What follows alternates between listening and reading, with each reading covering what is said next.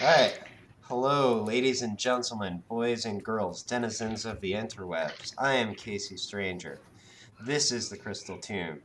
These are my, wide is the word that comes to mind always, lugubrious players.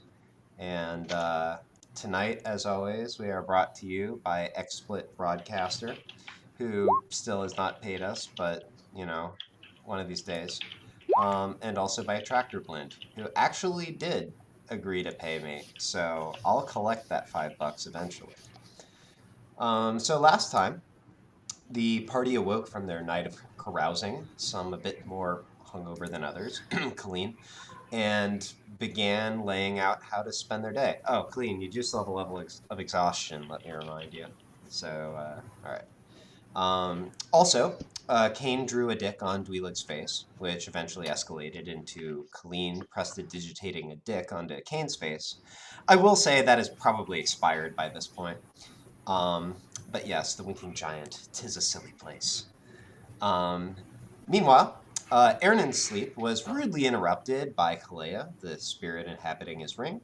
She seemed to think that Moira Steeltree, who was sleeping next to Erin, was in fact the vessel of the Sith, destroyer of life, the ancient black dragon, and she seemed to think it was important to pull that spirit out of Moira, or something like that.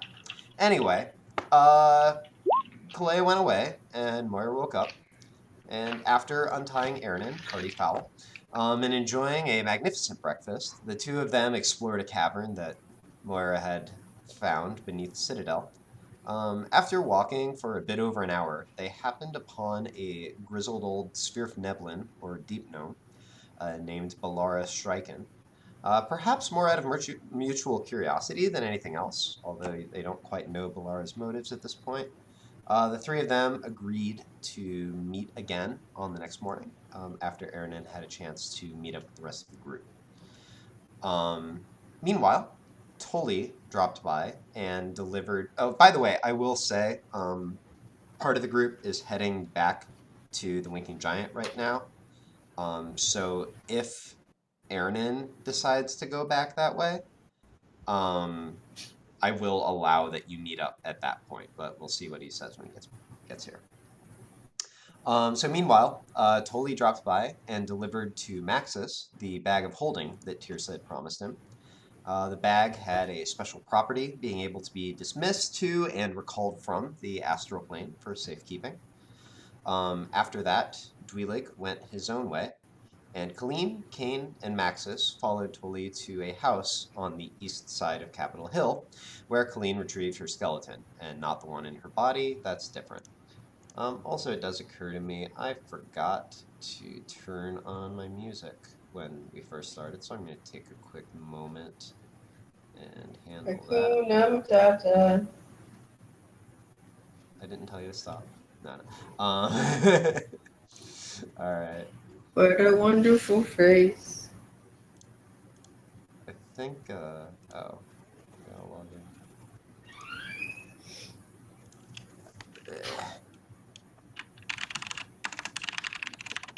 Can't tell if that was a door squeak or a small child. Hakuna Matata. Hang on. Ain't no passing craze. Unless some of you have abducted children, it wasn't me. My mic was muted.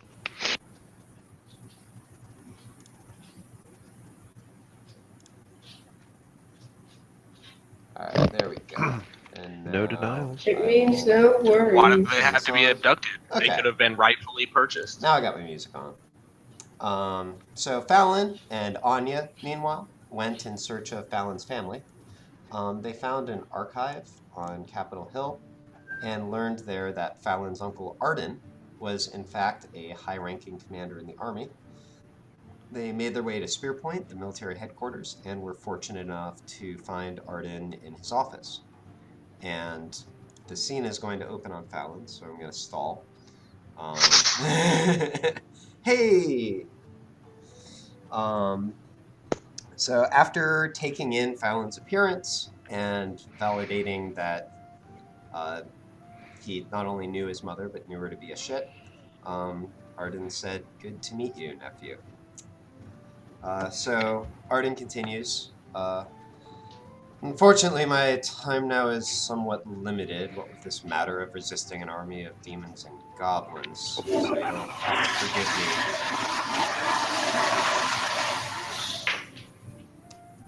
You'll have to forgive me if I need to keep this brief for now. That being said, can I get you something to drink? I have tea, wine, mineral water. She's in here. No problem. I look at Anya because she's with me still, I assume. Yep. And I say, yeah, sorry. Yeah, no problem. Sorry, 1 second. Yeah, bedtime, girl. Night night. I say, Anya, give us some mineral water. I say suspiciously. She says, should be fine. She looks back at Arden and just says, thank you. He nods, says no problem. He moves over to a corner of the room. There's a small box. You see some ice in it. Easy step of logic, ice box. Pulls out sort of a large glass bottle, grabs a couple glasses off the shelf, pours it in. You see there's some kind of sparkling water there. And when you taste it, it's actually rather refreshing. Nothing too special, but like you'd love to have this on the road with you when you're, boiling water out of muck ponds and such. I guess I say thank you. No problem. I must confess, I didn't expect to have the chance to meet a child of Ragnar's. I know that your mother was pregnant when she and your father came back from his last military campaign. They were heading east towards Emmeline, and that was the last I ever heard of them. Do you know anything more of what happened? Yeah, apparently she went all snake on him and killed him and abandoned me for some reason. Hold on a second. Define went snake. Oh, she murdered. Sorry. You know she was a snake person. Just a sec. What's his nature? You mean to say she was a Yuan T? Correct. Well, that does track, but then shouldn't he looks at you really closely? You don't look like a Yuan T. I couldn't be sure. I obviously didn't recognize with her. Well, the second time I met her, or I guess the first time really, she was full on snake, and it sounded like before she wasn't really snake at all. Okay, so she ascended, is what you're saying. And then I say, personally, not snaky. I don't believe I'm snaky. Okay, my understanding is that if the Yuan T and a human have a child, the child is almost invariably Yuan T, but unless you're very well made up, and he looks over at Anya and she shrugs and shakes her head, that wouldn't seem to be the case here. Well, that's interesting. Okay, so your mother murdered your father, I Correct. kind of figured. Then what? How did you even know, for what it's worth? Oh well, I'm traveling with some other people, and we ran into Yuan T City. Where was that place at? It was in Script Forest, east of Script Forest. That's right. In Screet Forest, and damned if she just didn't know it was me, and she tried to sacrifice me, and then, turn the tables, and yeah, did I cut her head off, or did I just? I can't remember. I don't You really remember fired either. dog out of bow with black crit. You did the Gamork thing. Yeah, Oh yeah, After that's putting her in a right. ball. and yeah, and Don't forget the ball. It's That's the it. best part. pretty much I had to put her down. So what I'm gathering from this is that there's a much longer story here than we have time for, and that you're not a bad fighter. I mean, I fought some crazy stuff recently. I see. Well, I'd love to spend more time with you and see what you've learned, but I don't think it's the time or the place right now, unfortunately. There. So what are you doing here? Why did we come here? With what's her name? I'm trying to remember. Tusa? Yeah, what was the goal of coming here exactly? She said that she had a job in mind for you guys to do that she All thought right. could help against the demons and that could potentially get you some aid from the king. Cool. I said, well, you know, the friends I spoke of, we've been kind of behind the scenes finding a way to deal with the demons, and we kind of got a lead here as far as our next move. So you're mixed up in this somehow too. Yeah, apparently. You don't know anything that would help, do you? I mean, not immediately. Alright, well, he thinks for a moment and says, "These are dark times, Fallon. I'm making bargains with more devils than I knew there were in order to save this country. Not literal devils, mind you." And Fallon goes, yeah, you wouldn't want to do that. And are you insight checking me? Yeah. You bastard. He It was rolled a supposed to be 22. funny. He It's just I rolled a mean- 22. I It's mean, supposed to be he's fun. not lying. He didn't want to do that. No, but I'm seeing if Arden reads into this at all. He stares Oh. at you for a long I moment. feel like you cheated me here because you set that joke up too easily. It was a softball, and now you're insight checking me on it. Yeah, I know. Hey, I'm not gonna screw you over it if that makes you feel better. Okay, he's not Alright. gonna be like. Okay. No, I wouldn't do that. I'm not that dirty. I'm just seeing if things are gathered. He stares at you for a moment and then continues. Anyways, I have a plan. I'm hoping it'll work, but price might be high. Anyways, he sort of shakes his hand in the air, goes over to a desk, pulls out a few pieces of parchment, and starts writing on them. I'm sure you have your own goals and your own life and your own business to attend to, but... And he finishes one of them rather quickly, hands it over.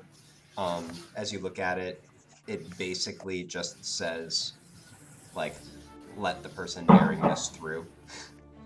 If you find anything that you think would be useful, or if in better times we have the chance to talk more, I would love to see you come back. Then he starts writing on the next one. So is that like we're done talking now? No. He hasn't dismissed you, he's just, like, thinking about what he's writing. at the Okay. moment. Fallon says, "Yeah, it's interesting knowing I have family." It's interesting realizing I had a nephew. And then he thinks for a moment and looks at Anya and says, I'm sorry, I got so caught up with my nephew I didn't even think to ask. Delicate way of putting this isn't coming to me, but where do you come into this? Anya sort of smiles, gives a small laugh, and says, well, I've shared a few adventures with Fallon, and our paths crossed most recently on an errand in Scrit Forest. He nods and says, All right. Well, and then actually, let me see this. Does he notice this? Yes, he does. Says, I'm seeing the symbol of Innis on you. Are you caught up in this nasty business that's befallen the rest of them? She nods and says, unfortunately, yes. That will probably be my next errand after we finish what we're doing today. I need to go meet with the rest of the Order and, well, discuss our plans. Says, of course. I probably don't need to know, but anything to bring the clerics and paladins of Innis back into the fight would of course help. He finally finishes the second letter that he's been writing and hands it to you, Fallon. This one is like actually a proper paragraph.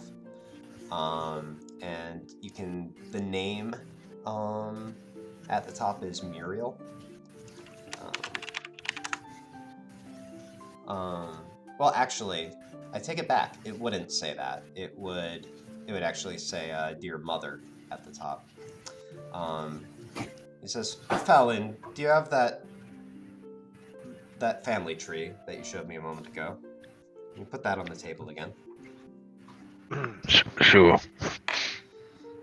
He points to it and says, "As you can see, your father and I were the only children born to our parents. I'm sure you'll be sorry to hear that my father, Keenan, died some years ago, but your grandmother, Muriel, still lives. Honestly, I'd advise her to leave the city, but she's been beset by that curious mix of stubbornness, resignation, and bravery that tends to accompany the old. Anyways, I wrote this," and he gestures to the letter, "to her, and if you'd like, I'd be happy to tell you where you can find her." Where I can find her, I assume you said? Yes. Sure, that'd be nice. Alright, and he points you to a location about here. He actually tells you that it's a sort of a moderate estate that's built up against the rock that Capitol Hill is sort of carved into. Yeah. And then he looks at you and says, "Well, unfortunately, I think I have to be about my business, but do come by again if you get the chance."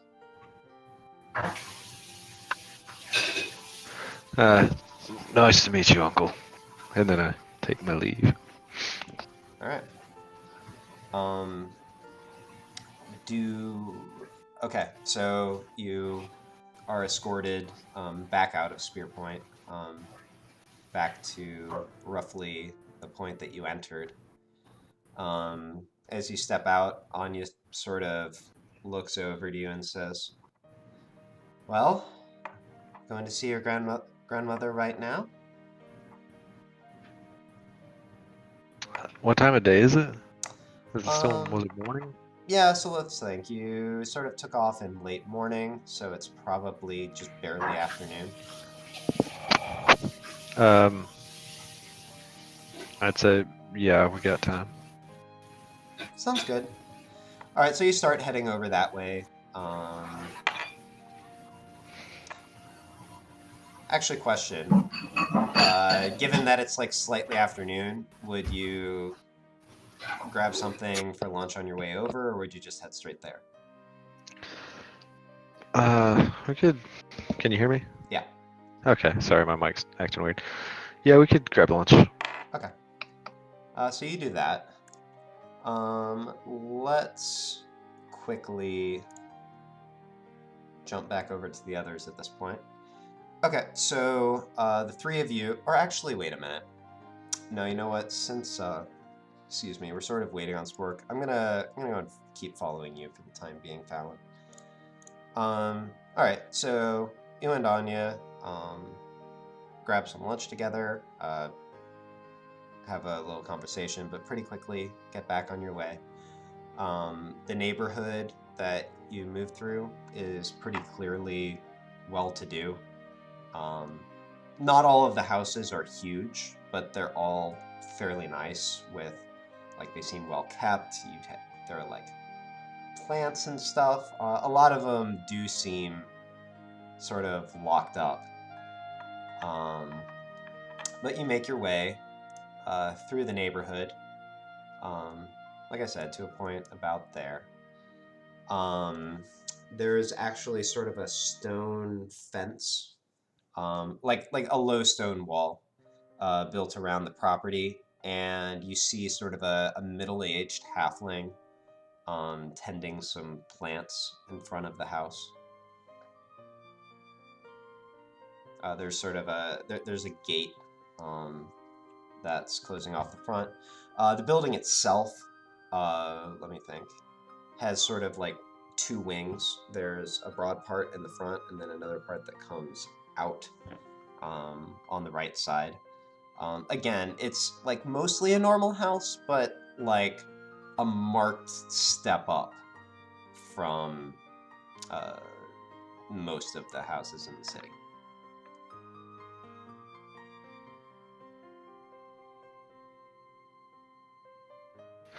Okay. Do I need to approach do you say it was who was standing in the front? Was it a halfling? Yeah, it was a halfling man. Seems to be doing some gardening. I'll walk up to him and say, pardon me, is this the Fenris place? Okay, you probably actually sort of call from outside the gate. It's probably like, no more than 15, 20 feet from the gate to the house, so you can call relatively easily. He looks up and says, Is this the Fenris place? he says, oh, yes, sir, be right with you. He turns away from what he's doing, like drops a tool on the ground and sort of trundles up. And he says, Roddick Penrose at your service, and holds out his hand. And who may you be? Fallon Fenris. He pauses for a moment, sort of pulls his hand back. You don't say. I happen to have said. Well, if you are, then you've certainly got the silver tongue. So hold on, did he not shake my hand? Well, did you shake his hand? I didn't. Yeah, I thought so. Okay, You all said right, all right. I thought, So, okay, when you said he pulled back his hand, I thought was he like apprehensive? Oh, okay, no, I just didn't. I didn't Okay. just assume that you did. So yeah, so he shakes it, and so then he would sort of pause as he's sort of bringing his arm back, and do exactly what I said. He says, begging your pardon, but you don't have any sort of proof of what you're saying, do you? Oh, but I do. And I go into Anya some sort length, of like chuckles. and can I go into some like lengthy explanation? Like I pull out the family tree, start showing him stuff, and then I say, "Oh, and I met Uncle Auden, and he gave me this letter, and then he gave me this letter, and he told me to come here." He has to stop me, basically. Yeah. Actually, That's what let I'm me see.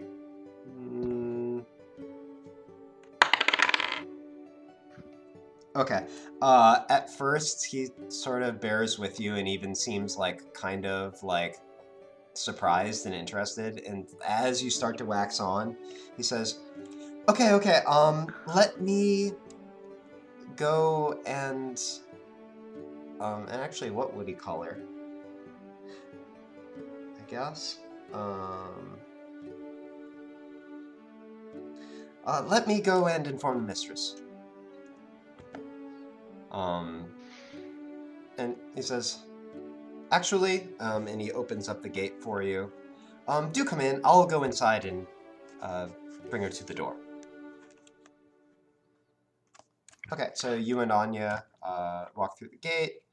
He hustles into the house, and then a moment later comes back to the door. So she'll be right with you. You can just wait here. And he leaves the door sort of open ajar. A few moments later, you see an old woman round the corner. She's a little hunched, walking with a cane. Definitely, her skin is rather leathery, but even from a distance, you can see that her eyes are very sharp. She seems very aware. Her hair is very much white. You very much get the sense like Tuffle bird as you look at her. And I'm sorry, I have not practiced my old woman voice, so I'm gonna spare everybody. We'll see how I do. I would love to hear your old. But she calls out to the front. Come on in. They say got a grandson I don't know about. It would seem so, madam. Come in, take a seat. And I drag Anya in with me, I guess. Okay, all right. She doesn't like resist or anything. You close the door behind you very clearly. To the right, as you go in, there's a bit of a kitchen, and to the left, there's a sitting room with sort of like a love seat and some chairs set up around like a coffee table. All I would say well appointed, but not opulent. So like the wood of the furniture is nice. Things are decorated with sort of a green checkered pattern over a lot of it. It's just very well kept, but not ostentatious. There is a bit of a silver bowl on the table that, what would that have actually? Yeah, that actually has what would appear to be a few chocolates inside, which would definitely be a luxury. The two of you go. Anya sort of takes it. Let me see here. So Muriel takes actually one of the chairs. So there's like a love seat that's directly across. Anya shrugs and sits on that. I imagine you probably follow and sit next to her. Yeah. All right. She says, "All right, the halfling's tale was very convincing, but tell me all this about... Well, sorry, Radic's tale was rather convincing, but tell me about how I apparently have a grandson." I do the same thing I did to him, and I pull out the family tree, and I say, well, apparently, his was my dad, and my mother was a snake person, if you know what that is. And anyways, I got this from her after we had to kill her, and and then I talked to old Uncle Arden earlier, and he gave me these letters, and here I am. Oh, and as you sort of wind towards the end, you see the door open a little bit, and then it pauses, and then you sort of wrap up what you're saying, and it opens the rest of the way.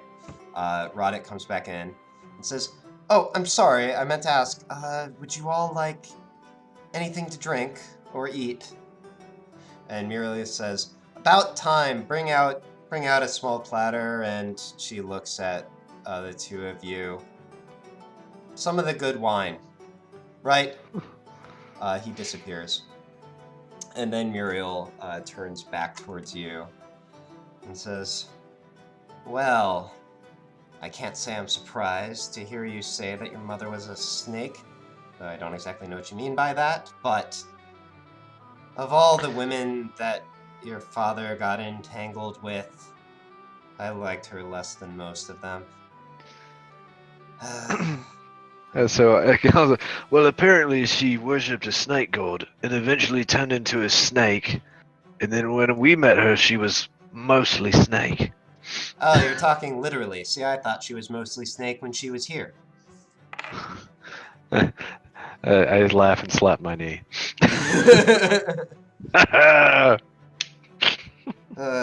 Well, she looks at you. If you take after your father at all, then you're probably in a heap of trouble. Am I right? I mean, aren't we all, really? Demons and whatnot. I mean, I'm doing pretty good. Alright. Well, so what brings you here after, and she thinks for a moment, what, 30 years? Well, I'm on a kind of a adventure here, but whenever I had to, Snake Mom really tried to put it to me, so we had, she ended up dying. And she happened to have some papers on her desk that had the Fenris name, and so I grabbed them, and it led me here. And it just happened we were here, so I asked around, and voila. I see, so you didn't know. No, not at all. Well, this is, she leans back a little bit and becomes a little more serious looking than she was before. Well, I have to say I'm surprised but happy to see you come in. I had feared that Arden was the end of the Fenris line. But looking at you, I can tell not. So, who's your pretty lady friend? This pretty lady is Anya. She waves and says, hello. So, the two of you together? I love this old lady I so like much. I like that you just went there. Fallon looks at Anya and then back to his grandmother. Anya, and then back to Anya smiles to Muriel and says, why not? But, well, the relationship is sometimes distant and sometimes not. Right, okay, I see how it is. And Fallon says, I prefer the not parts. Right, I would say so. Well,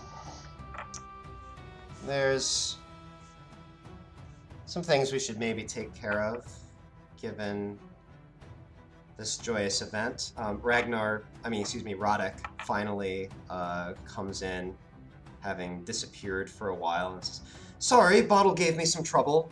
Puts a few glasses on the table in front of you all, as well as just a little plate with some like sliced baguette and some oil with some herbs in it. And Muriel looks at him and says, Radha, can you fetch the will? And he says, yes, ma'am, of course. Lol. And he hustles off again. And says, look, I know it hasn't been very long, but frankly, I don't need a whole lot more evidence than just looking at you and seeing that you've clearly led an interesting life to know that you're my Ragnar's boy. And, well, Arden doesn't have any children, so that clearly means I need to will this all to you.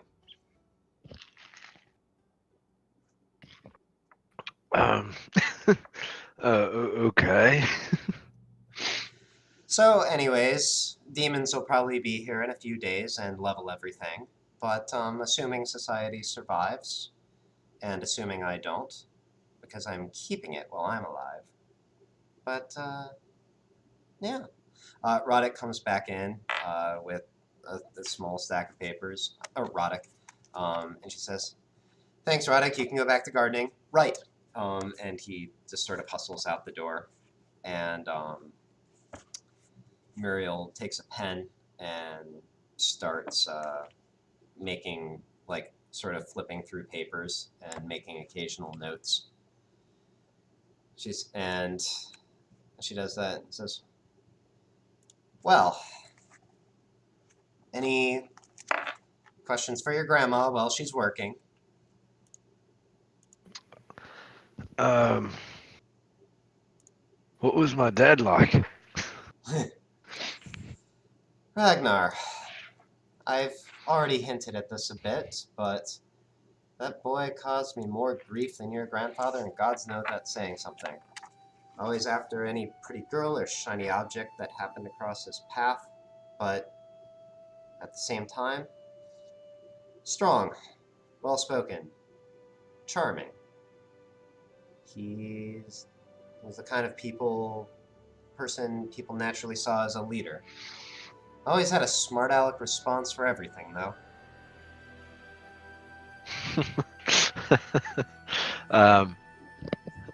Interesting. You feel an elbow in your side at that. I try not to let on that I felt it. And I say, well, what else should I know about the family? Well, honestly, me, Arden, are sort of, or were, at the very least, the last of one of the old families here in Citadel. Your Uncle Arden absolutely deserves his position, but he was born into a spot to give him some recognition, as was your father. We've been, well, attendants to the ruling class for quite some time. That does come with certain advantages, and she sort of makes a heavy stroke of her quill and flips another few pages away in what she's been working on. Also a fair bit of responsibility, not always a happy thing. More than one person, your grandfather among them, have died while on campaign. But, on the whole, it's been a good life, and always felt like it was worth something. The politicians, though, sometimes really get under your skin. I don't have to deal with that too much these days, though. Isn't the house symbol a wolf? Or did I make that up? No, it is. It is? It's like sort of a wolf leaping forward. Is Gamork with us? Or did he? I can't remember. Yeah, good point. I will allow... I didn't think to do this, but she probably would have, given Gamork like a sort of a... What's the word I'm looking for? I'll say aggressive petting. And made a generic comment about him, but yeah, go ahead with whatever you're going to say, though. Like, I will allow that she definitely recognized Gamork. I just forgot about it. Yeah, I think I'd just be like, I noticed that the symbol on all the papers is a wolf. I kind of like that because, I got a wolf. It's very thematic, and she takes a long look at him. Is that one as strong as he looks? Yeah, he's sweet, but he can be pretty fierce. We'll say you seem to have found yourself a good companion there, and you see her eyes sort of flit back and forth, and sparkle a little bit as she says that.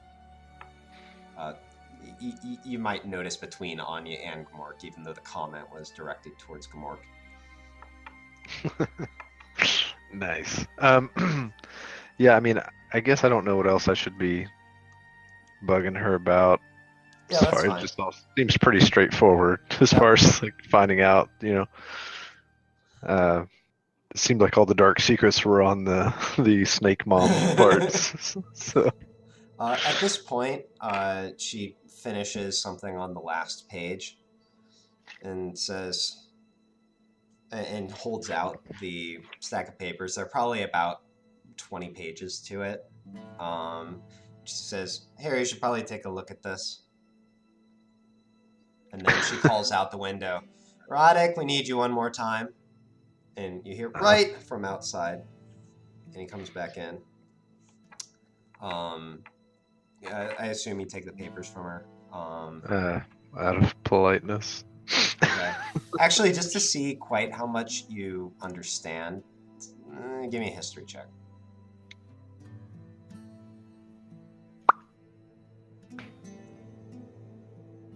Okay. That seems fair.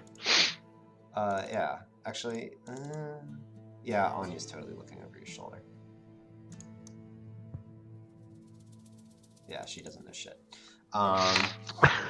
You gather that you don't know a whole lot about such things, but she's clearly written you into the will. You have a little bit of trouble making out exactly what that entails, although you can sort of hazard a guess from looking around you.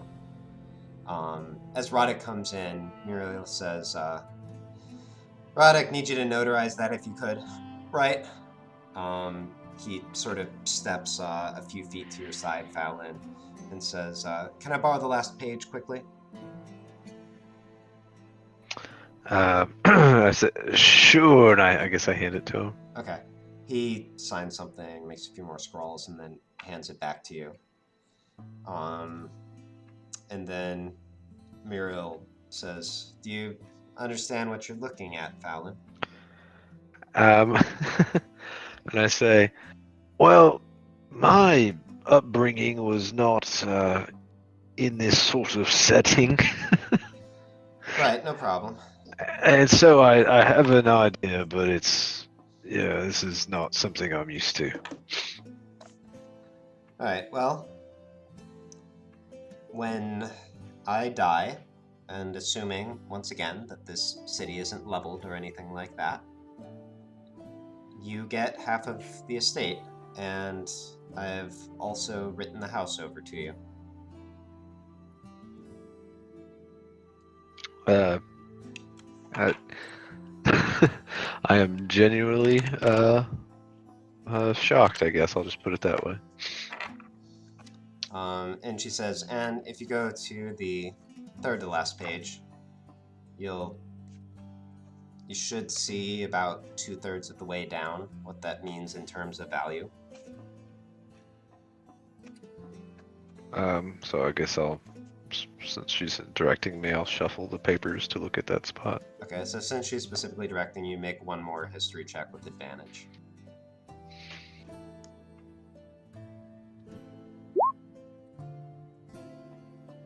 Okay, you're not quite sure. Anya looks over your shoulder and points to a spot about where she indicated, where there's sort of a line and a total, and your eyes widen a little bit.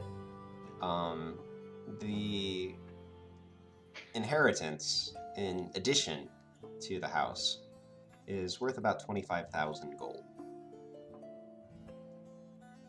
Nice. And she sees you sort of remember. You said 25,000, right? Gold? Yeah, I said 25,000. Okay, sorry. So you don't have that now, but she nods and says, Shut up, King. I don't need a quick inheritance. Lols. Says, if you ever need a place to stay while you're in the city, come by. And she looks over at Anya and says, "You too, dear." And then she looks over at Gamork, "And you." She sort of steps up from her chair, walks over to Fallon. Do you, like, sort of walks halfway to you, I imagine, I imagine you Yeah. probably like stand in response, and she Yeah. like reaches out and gives you a hug, and you hear very slightly choked up. Nice to meet you, grandson. I return the comment, but call her grandma. She nods, sits back down, reaches over for her wine glass and drains what's left in it. And I say, well, we better be about our way. We already ran into some weird people working for some cult or something that we have to go dispose of. She looks over at you and says, well, sounds like your kind of trouble might at least do a little bit more good than your father's. I love that boy, but I wish things had gone better for him. Anyways, good luck. Smile, say thank you, and then say goodbye. All right. And with that, you take off. All right. So now we will come to the rest of you. So it's currently a little bit after noon, probably around the same point that Fallon was wrapping things up with Arden. Colleen, you have brought your skeleton friend back and stashed him safely in your room. And you've got some time before you are gonna meet up for your little errand. So just go one by one. What are people doing with this time? I'm gonna put it into that spell. Okay. Probably got about another 6 hours, I would say, to put into it. What, are we meeting somebody? You guys had made plans to go over to this side of the city and meet up with Fallon and Anya at the very least to go check out that lead that they found. We were gonna murder whites. Something like that.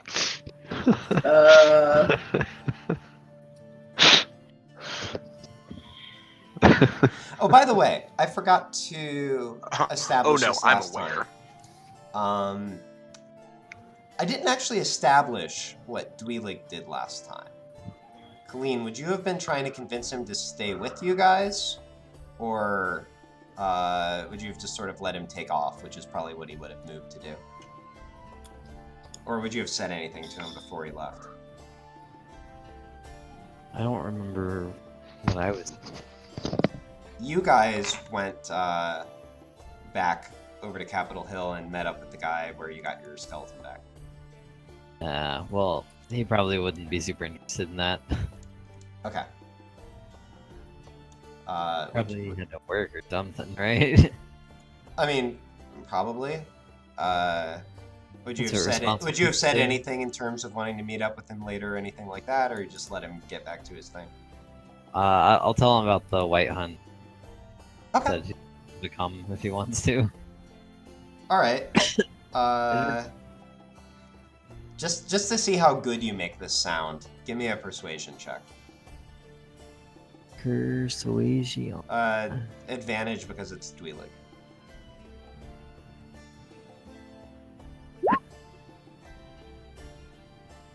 Okay. Fairly persuasive. Yep. All right. So he probably would have like given you a bit of a mischievous grin and been like, "All right," and then take off. Okay. So Kane or Maxis, what are you guys up to? Hey, Maxis. What's up? Can I get that bag of holding? Yeah. I'm and feeling a bit I'll- heavy. I'll pull it out of the ether and let him have it. Yeah, I think you should all have access to the bag of holding character sheet. So just if you want to put anything in the bag, just remove it from your character sheet and copy exactly the same thing in the bag.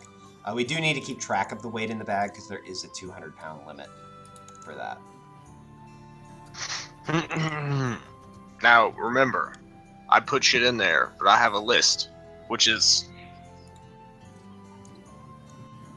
the point is there's a list. All right, I don't know where it is at this particular moment, but it is around, probably. But anyways, but yeah, here's. And other than that, I never found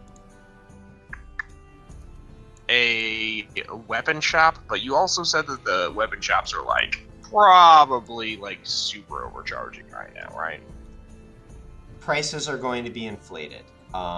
If you're trying to sell something, then I mean, I think you already sold a bunch of shit. Yeah, it is a seller's market right now. Yeah. All right. I mean, I'm pretty good then, honestly. Okay, so you just like chilling. I was just say, yeah, I'll hang out and drink and I don't know, flick tiny paper footballs at Colleen when she's trying to focus. All right. But yeah, that's how we spend our day. We're very exciting. Okay, sounds good. Kane, you up to anything?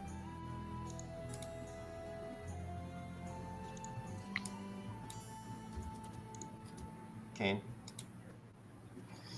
I'm no longer encumbered. Oh, okay, that's what it was. Praise the tentacles. Oh gosh. Praise Blindploop. That's who you praise. Um, Oh, Maxis just wasn't had to around be for mine. Praise Blindploop. Oh. we got No, I special powers from a giant tentacle monster. I Kane just was say against it. I got the after story of the fish people, but that was it. Okay. Kane was against it, for the record. It was forced upon him.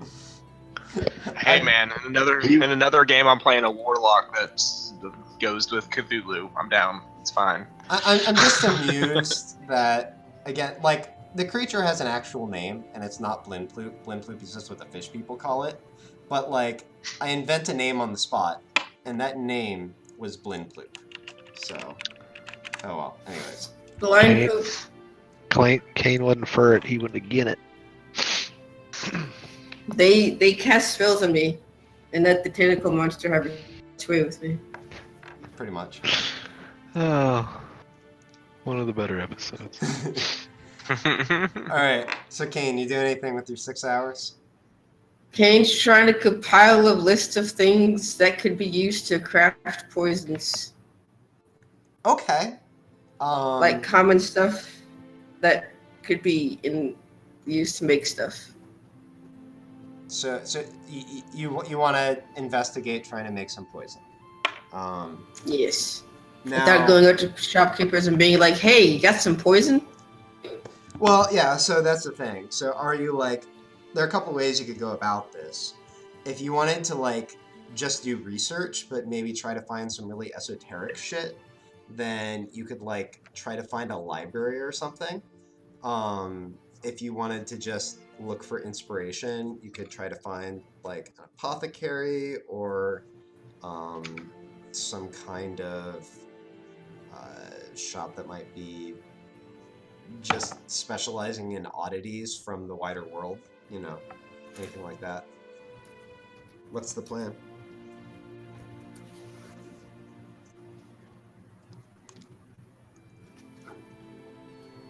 I'm finding some apothecaries. Okay. So I am going to need you to give me your choice of survival or investigation. See, survival is 1. Investigation is -1.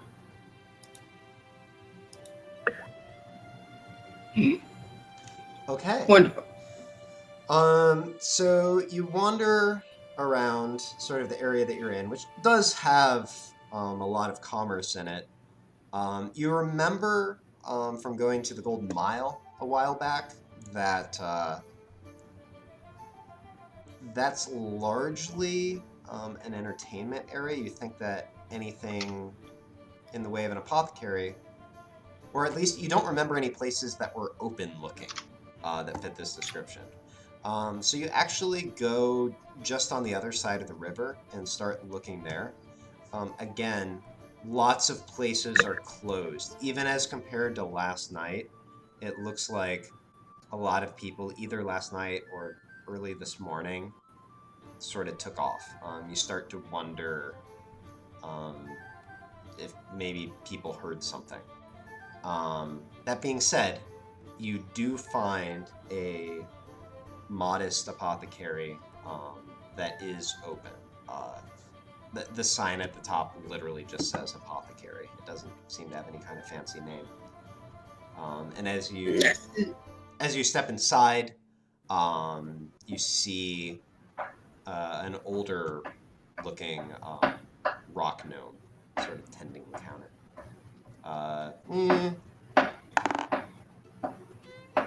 A woman rock gnome.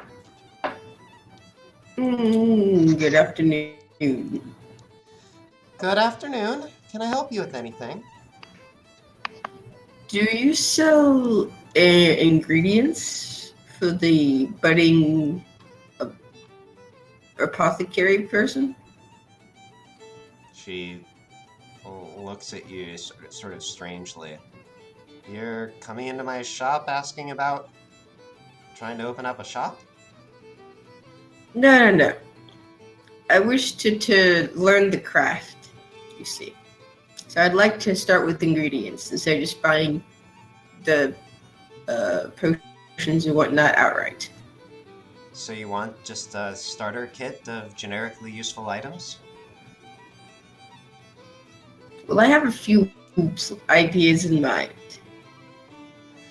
Okay, come First- up to the counter. We can talk, I'm sure. It's okay. I'll go She to the sort of pulls out a parchment and a quill, seemingly like just in case, and says, so perhaps the first question to ask is, what is it that you're looking to, what kind of things are you looking to make? Well, a couple things. First, which back at my homestead, I have a terrible pest problem. And I would like to deal with this pest problem. I see. They keep eating up the vegetables and the wheat. So I'd like to something to makes them think twice about eating such things. Now these aren't really edible plants anyway, so it doesn't matter if these would be things that one shouldn't ingest themselves, because no one's going to be eating these plants. They're for decoration. I see. This is outside of the usual for my business, but I do have something that I sometimes give people to spray on their garden plants and stuff like that. From the sound of what you're talking, it sounds like you might be looking for a rather large supply. But Get some, mostly of the rodent variety, you know, the kind of smaller, larger. oh, see, I was animals. thinking insects. You just want rat poison, is what you're saying. Essentially. She says, okay, yeah, I can probably help you there. What types of ingredients would I look for? Oh, I see. I mean, Because I could grow some things. Or I could always come to shops like these. It's just a hobby I'd like to pick up. so, I mean, when you're talking about mixing something like that, I mean, really, there's just the one ingredient that does most of the work. The rest of it is just to get it to the proper dilution, to make sure that it doesn't wash away from whatever whatever area you're looking to protect. Or in the case of something like a rat poison, it would be essentially a bait aspect. So all depends in the use, but she starts scribbling down a few things. Let me think here. So there's an extract I can give you of something called leper's foot, rather colorfully named. but does the trick against most beasties. And anything besides that, as I said, if you want it to stick to a surface, then you'll want a binder. If you need to dilute it down so that it's not toxic to people, then you'll want just probably a bit of spirits to go with it. She scrolls down a few things and says, for most general purposes, this should do the trick. You see a list of about 5 items, one of which is the leper's foot extract. Mm-hmm. Now I live with by grandparents. You see, they live with me as well. You know, I take care of them. But one of them, they just have this horrible pain. How would I something to maybe ease that pain, soothe the pain? Oh, well, that's simple enough. There's a willow extract that I can give you. If you just write these things down and the purpose for that they would go towards. Sure. It's all right here. She jots a little bit extra for what she just told you about and spins the paper around to you again. So this would like relax, or what exactly does this do? Right, it's a pain reliever. All right. And the spasms. I need something to stop the spasms. They're epileptic? Terrible spasms. They have I don't know. We don't. Okay. We don't. We're not, to decide the quality of what you get here, I need you to give me a deception check. All right. I was waiting for it. Yeah.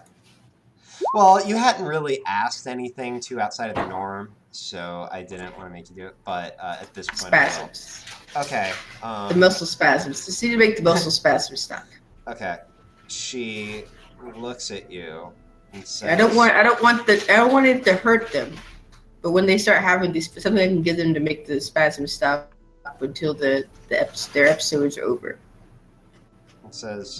She says, I can give you what you're talking about, but I don't sell ingredients for that. I would sell you a prepared medicine. What's in this medicine? You know, I want to make sure it's nothing that like they might have a reaction to. Well, that's why I'm not just giving it to you. If it's at the wrong dilution, they might have a very violent reaction to it. In small doses, it does exactly the trick that you're looking for. All right. What is this called? Let me see here. I have to invent a name.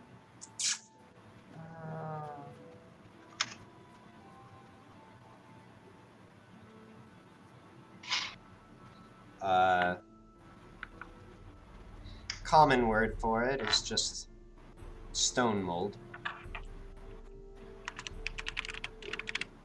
Doesn't sound like much, but it's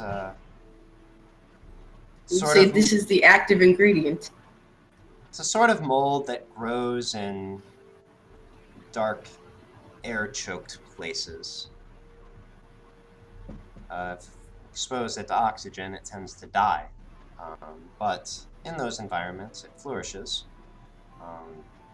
Don't know whether it actually eats the minerals in the rocks or small things that live in them, but produces a very powerful toxin, but in small doses helps with exactly what you're talking about. They just say toxins, but this will be okay if I just use in small doses. Right, which is why I always deliver it highly, highly diluted. If you don't know what you're doing, it can be very dangerous. Okay. All right. I guess I'll have this all written down. I guess if you draw up the potential cost for this. for these ingredient vials that you would like to that you said that you would prefer to prepare yourself. It does sound like something very dangerous, so I wouldn't feel comfortable trying to make it myself. From the sounds of it. Right. She looks, her eyes narrow a little bit. She says, "You aren't looking to buy this?" I ain't what? Yeah, that's what I was saying. Like draw for like a receipt or something. Like that's All what I was right, saying. all right. She grabs another piece of paper with some pre-drawn lines on it. I would just like a copy of all the name of all what all these ingredients are for.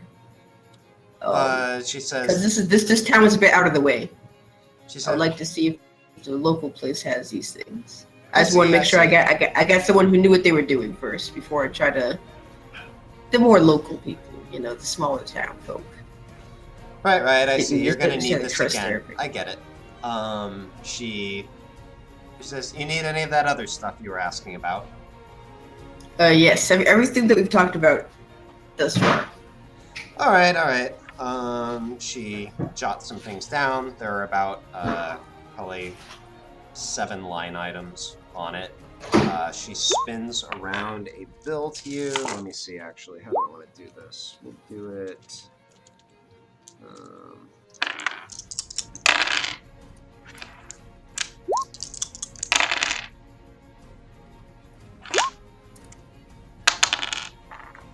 Uh, 25 gold. Okay, that seems reasonable. Or wait, actually, All right. no, I'm sorry, I forgot about inflation. I won't charge you too much. 30 gold. Okay, that seems reasonable. I gave the 30 gold over for the hold on, whoops. I typed 30 gold instead of subtracting 30 gold from my inventory. Oh. All right. So you get,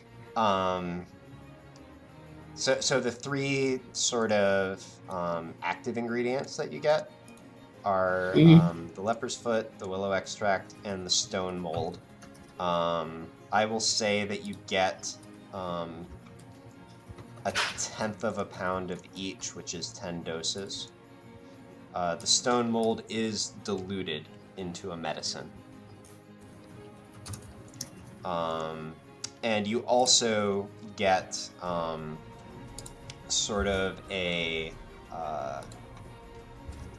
call it. Oh, let me see here. Actually, this is going to be like a half-pound little kit of stuff. For Say miscellaneous ingredients. Well, so it'll actually be functional in game though. So, like for instance, normally, if you were to mix, like if you were to make a poison, for instance, it would have certain properties dictated by what kind of thing it is. So, like, is it a contact poison? Does it have to be ingested? Is it inhaled? Something like that. You have 10 charges of sort of this mixing kit, if you will, and you can expend a charge to use ingredients to change the properties of whatever you're looking for. So if you want it to stick to a surface, like if you want to make it a contact thing, if you want to make it volatile, you can potentially do that.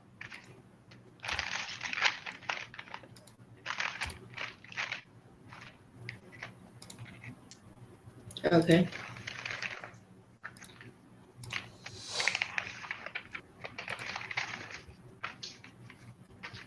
Alrighty. So I just because I figured the porcelain hit has vials and stuff for actually putting all this together. I just didn't know if it had ingredients and things. So I figured Right. Yeah. trying to figure out how to make some of this stuff on my own. I didn't know what the restrictions and limits of the poison.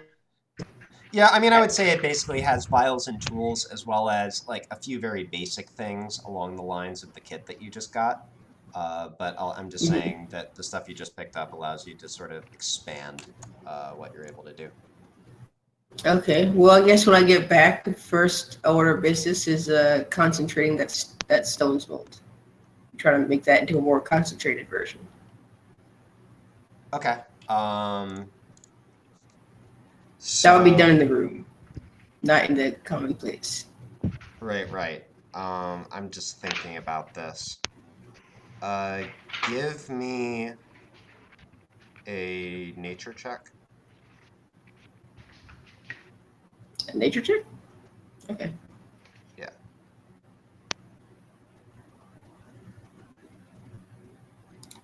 Like,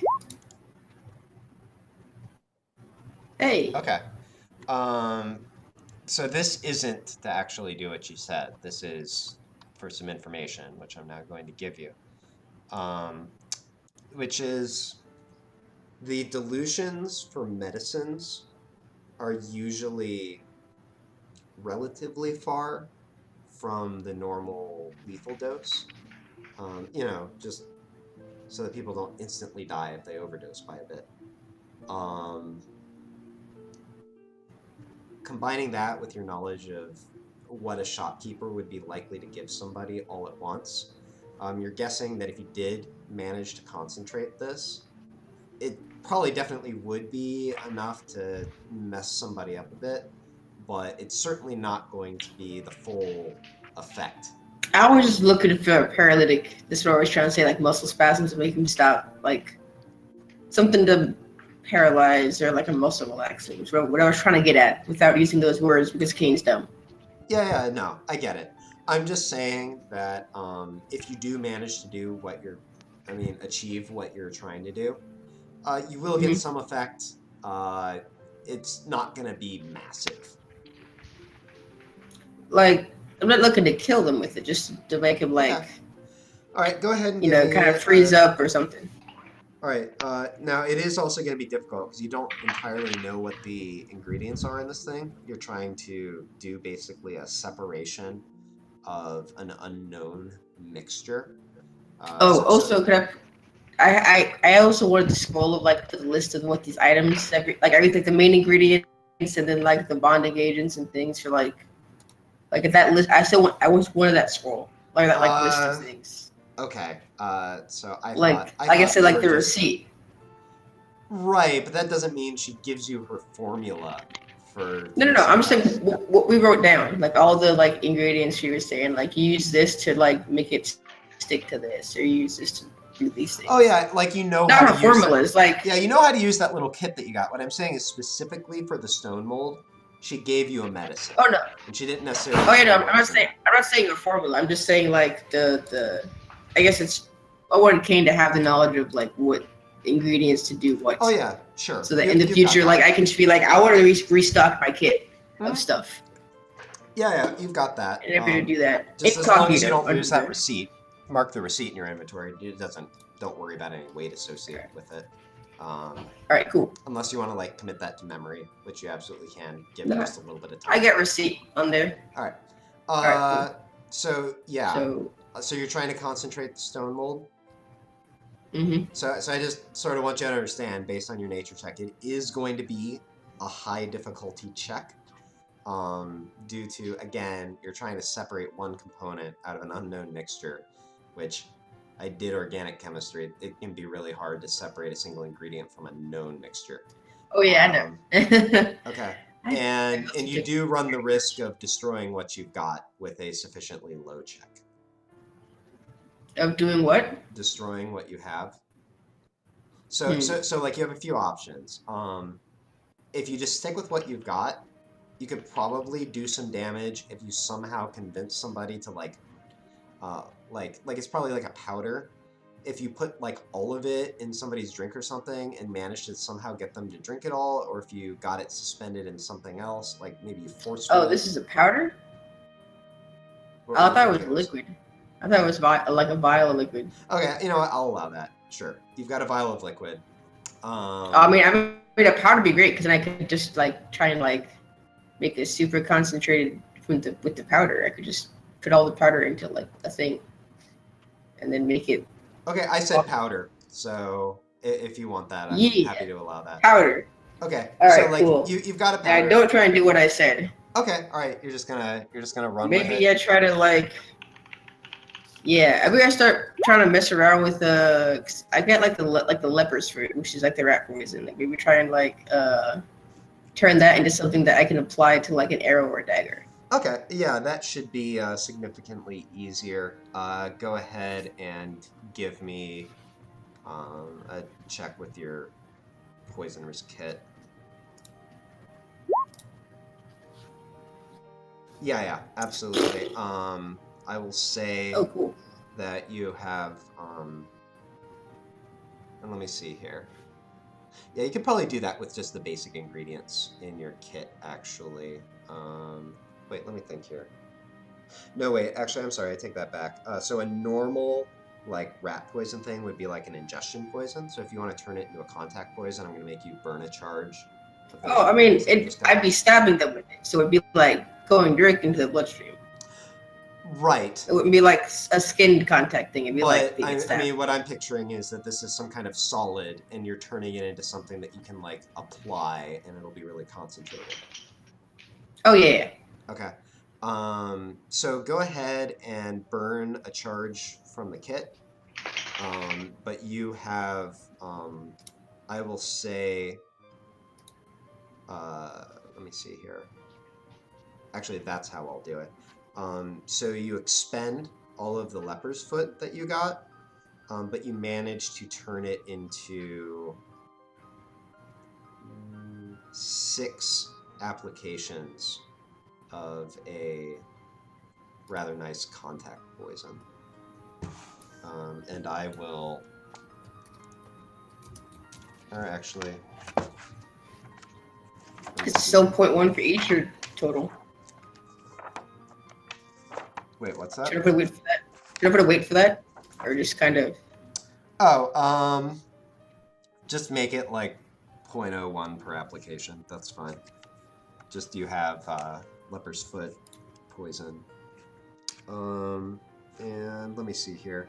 I need to quickly come up with what this does.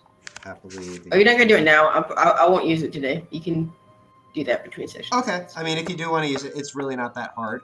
All I was gonna do is take one in the Dungeon Master's Guide and I still have other poison you gave me. Okay. That I can... All right. I think I know what it's gonna do already, though. But yeah, I can give that to you later. Okay. All right. So that would pretty much take your time. So Yeah. Aaron, hello. Hi. Hi. Let me turn up your volume just a little bit. All right. So everybody's been doing things. We haven't yet gotten into any fights. So last time, you and Moira met a gnome, and then turned around and went back. So where would you want to go after that? You met a gnome? Yeah, you met a gnome underground. Oh, right. Yeah. Yeah. So would you go back to the inn and try to meet up with the rest of the party? Would Yeah, you I go think back I think the plan was try and meet up with the party at the inn that last night we were staying at. Okay. Try to find the rest of these chuckleheads. Yeah, you know what? Let me just check something real quick. Okay. Yeah, so the two of you go back. You wind up sitting in the common room and chatting, sort of trying to keep a low profile. Finally, you do notice Maxis come back from his room and sort of head out into the common area, looking to just like, I wave him start down. the drinking again. I wave him down and it's way over. Yeah, what's up? You notice she's kind of like how shall I put this? Trying to make herself inconspicuous. Like she's got a hood up, but not so far up as to be like, oh, what's up with the chick with the hood kind of thing. But a rather attractive looking lady is with Erin, and she's got very vivid red hair, very sort of, how shall I put this? For lack of a better word, refined looking, like she's taking care of herself very well. I'll put it that way. So it's literally just Kane then. That's a sad boy. Anyway, what's up, Aaron? Well, long story short, I found a cave with a gnome person in it. That apparently leads to some kind of underground city of evil people. So we should probably Is check that Kane out. there? This Does Kane hear sounds this? promising. At this, Moira speaks up and says, "Evil people, where'd you get that?" Didn't Gnome say something about them being an evil race or something? No, absolutely not. Am I losing my marbles? I'm not actually entirely sure what you could have confused for that. I mean, it's been like 2 weeks. I was It saying, wasn't has. this? I thought these were like standard, like, what they're called, evil underground dudes. They're No, spirit they He just were- filled in the D&D blanks. They're like one of the few underground D&D races that isn't like default evil. I thought they were default evil. My bad. No, they're more often like neutral than anything else. Oh. Well, he's not a known person, and apparently there's an underground city. And they didn't know Alright. we were here, so we didn't know they were there, so. Yeah. I mean, it's possible He's that a- someone did, just not a. I see your Knoll adventure, and I raise you a zombie adventure. There are a zombie gang in the city that we're gonna murder tonight, so we can have gnome adventures after we do that. I'm down for zombie smashing. What about your chick? Hi there, she says. What's your response to being called my chick? Out of curiosity. Well, Maxis is very large, and and Moira and Maxis have not been properly introduced. So she says, "My name's Moira. Nice to meet you." And she sort of holds out a practiced hand towards you, Maxis. As Far Strider, and does my hand like completely envelop her like forearm when I shake her hand? It gets past Or- your wrist. That's okay. That's fine. So I kind of like shake her arm and be like, "So, zombie adventure?" She looks sort of nervously over at you, Aaron, and then gets sort of a smirk on her face and shrugs. Not Atta doing anything girl. else today anyway. Okay. I give her a kind of aggressive side hug and high five.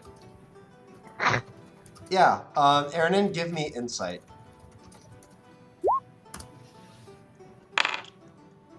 13. Okay. You, as much as she's rather free-spirited and seems happy enough to have something exciting going on, you also see some nervousness on her face, and you reflect that you know she's a sorcerer. You've never actually seen her, like, cast spells or shit. You do not know how strong she is relative to the rest of your group. She'll be fine. It's fine to stay behind me. It'll be cool.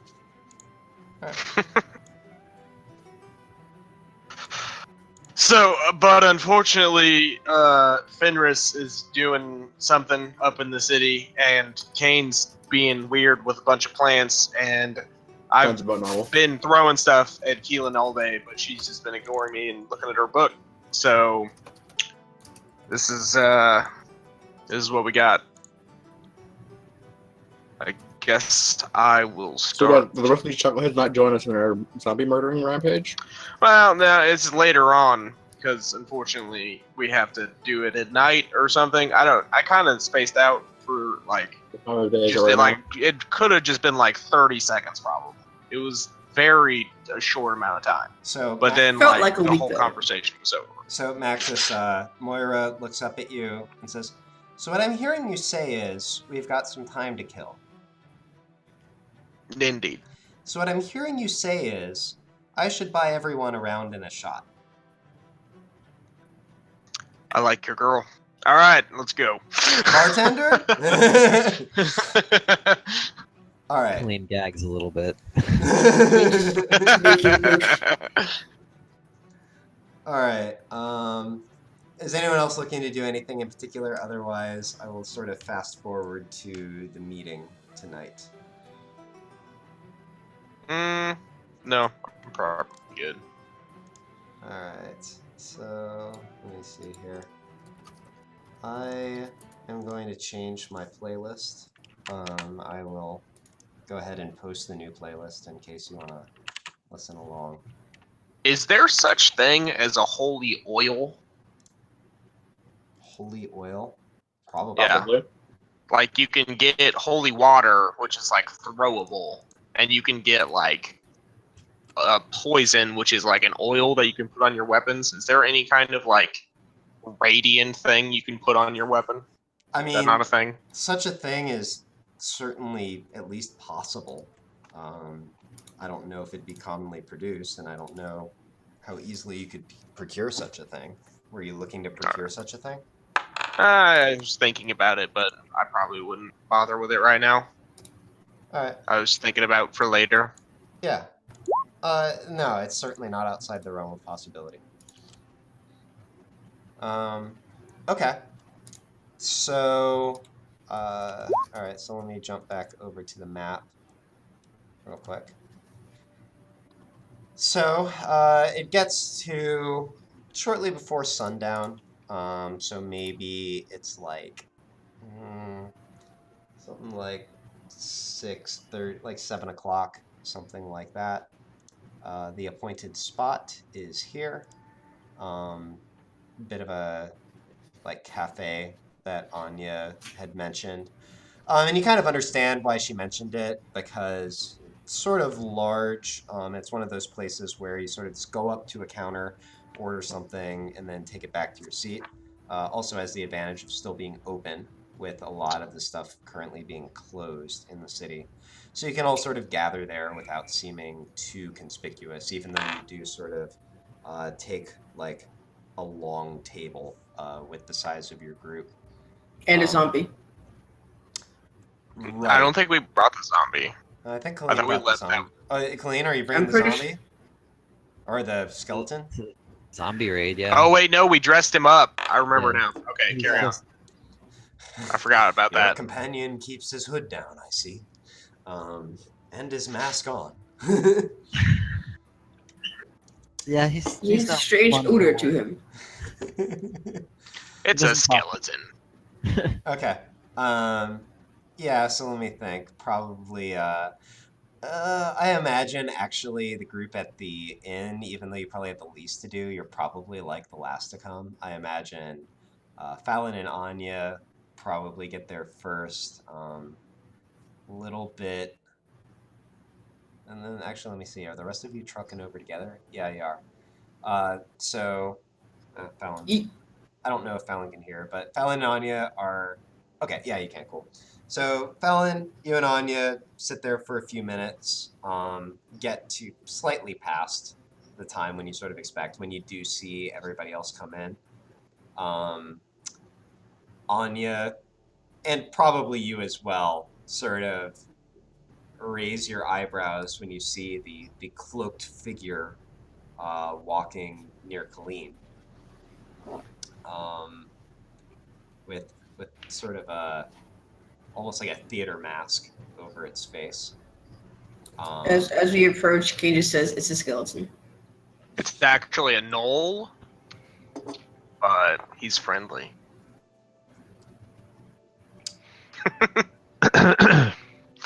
Well, why wouldn't it be? Yeah, I mean,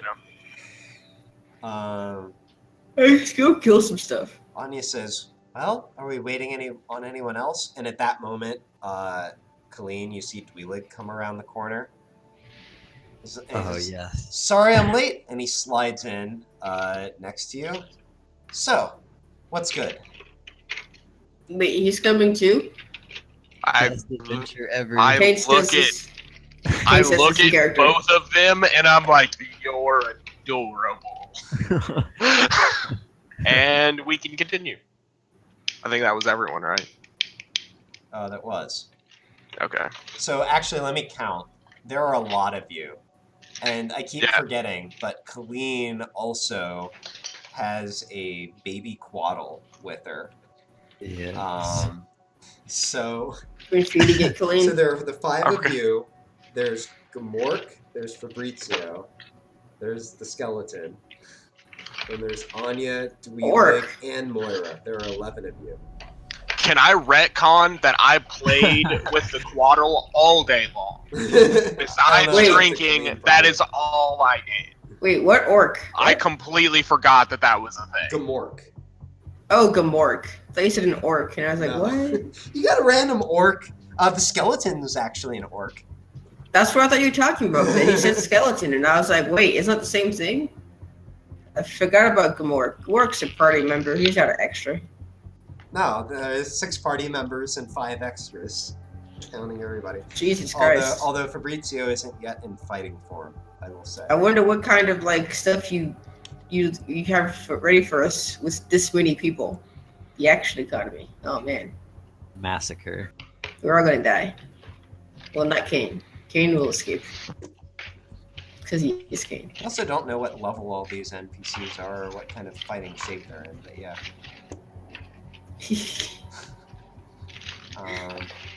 I'm ready. Anyways, so Dweelig says, so what's good? Wait, you're coming too? Yeah, she's like my friend, right? But we're gonna go fight stuff. Sure, sounds good. Look, I come from the mean streets. I'm so excited. This stuff will try to kill you and or eat you. Fallon says, have you ever seen a white? No. Have I seen a white? He thinks for a moment. No, Max is not asking you. Can't say that I have. You'll be fine. Have you? Right. I look at him. I mean, You ever look. killed anything? He looks over at Colleen. I met your dad the one time. How much worse can it get? Well, I ask him again. Have you ever killed anything? Wait, what'd you say? I ask him, have you ever killed anything? I don't answer that question. And he winks. Insight check. Alright. I'm like staring into your I'll soul. give you his deception check. And it'll be a straight contest. Come on, Kane. It'll be fun. I mean, it will be. No matter how this goes for him, I'll be tickled. Lol. He's He gonna like rolls die like such clean. shit sometimes. It's He's amazing. gonna die clean. It's gonna be great. Oh no, it'll be fun. He's gonna roll like this. It's gonna Okay. be. So Casey's Kane- gonna roll like this for our NPCs and not the enemy NPCs. yeah. It's Kane, gonna be like That- all. Go ahead. No, that's fine. You do surprisingly see through him pretty easily. That being said, so he's clearly like lightheartedly joking. He doesn't have anything particularly in mind, but you see something on his face that suggests to you that his life actually hasn't been as comfortable as your one view of him would suggest. There's something a little bit hardened there. Also, you feel like a light tickling sensation under your armpits. And Why you not? sort of feel momentarily squeamish and get distracted for a moment.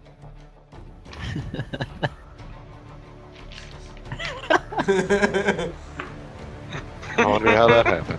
Then you feel it again on your feet. And you sort of kick a little bit. The fuck? What? What are you doing to me? Kane, Who's are doing you, that? are you quite tickled? Who's doing that? Check out the rapier. Who's doing that? Who's doing that? Kane, give me insight. There's like 2 people I know that can do magic, so I'm just looking at them right now. Well, you're already You're pretty blue sure in the it's face. Colleen based on So- previous events.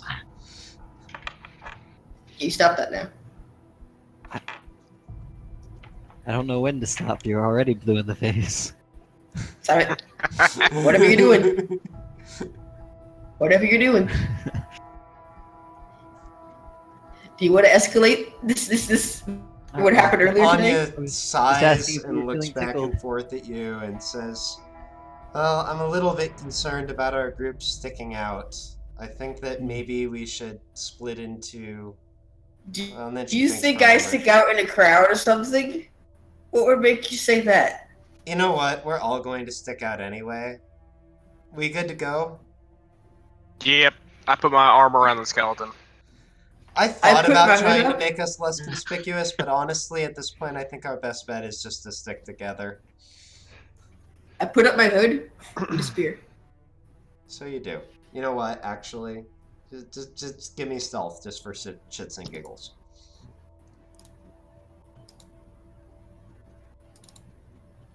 Yeah, I mean, your own mother wouldn't know where she put you.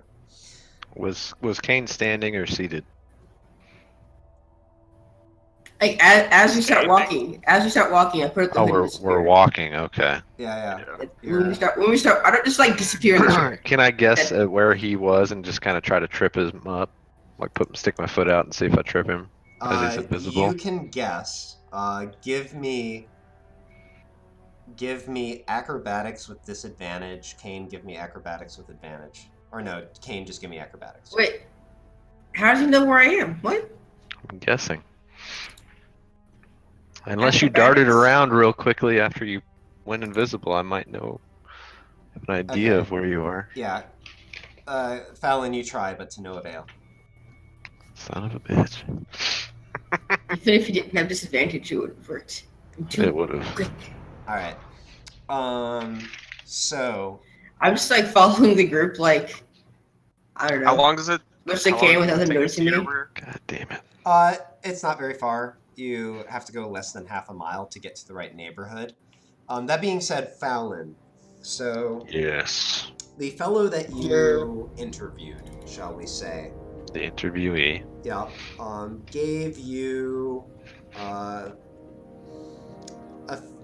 some bits of information, but not an exact location to look. He told you that you were looking for sort of, and I forget if I even said this, but I'll give it to you, like an older male cleric of some kind. Said that he was about a block northwest of an abandoned church. There are a couple ways that you could go about this. I imagine that you're first going to try to find the church. Right. Given that you're looking for a cleric, you could guess that the cleric is associated with the church and maybe look there first. Or you could try to find his house, but you don't necessarily know exactly where that is, just the rough location. So, Yeah. what are I'll allow that maybe it's something you worked out with Anya. What would be your first what would be your plan of attack here? I guess looking for the locating the church first. Mm-hmm. Makes sense. All right, I'll allow that without a check. So you head west into, if not an older part of the city, then at least a part of the city that isn't as recently renovated. The Briarthorn district seems untouched by the progress of the rest of the city of Citadel. Again, the streets are fairly clear compared to what it would normally be, but you can still... The smell that greets you, if a little thinner than normal, is that of freshly baked bread, mingling with the stench of animals, with human sweat. It's an honest stink, but it's still a stink. You don't walk too long before you see what must be the abandoned church that the thug mentioned. It's a dilapidated building of wood and stone with 2 modest wings. By the way, do ignore the lights in the picture. There wouldn't be lights on inside, but otherwise it might look something like this. Okay. So Anya sort of looks over at you, and sort of back towards the rest of the group. Well, that must be it. Looks pretty abandoned. Think we should take a look inside, or just try to find the guy's house? We should probably check around the church and the grounds first. Does it look like there's a back way out of here, or does it just look like there's one door? So the building is so most of this area is sort of tightly packed streets. This one's set off a little bit. It's got some empty ground around it. You don't see a ton of people around.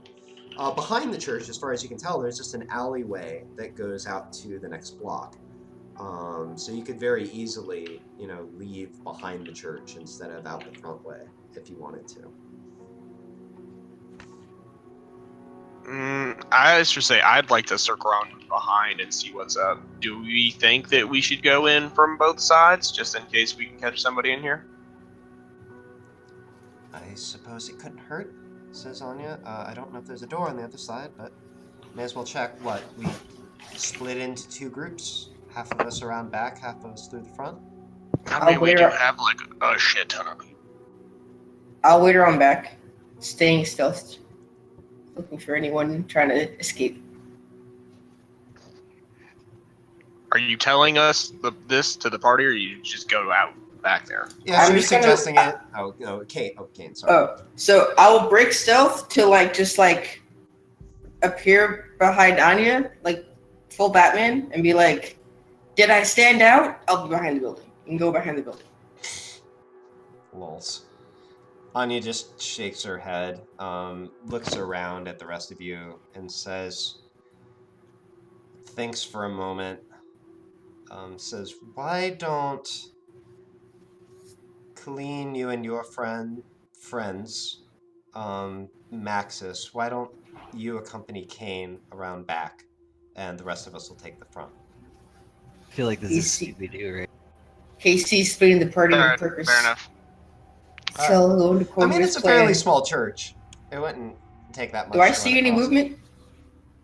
As you go around back, give me a perception. I'm also going to use the charge of the X-ray ring. Okay.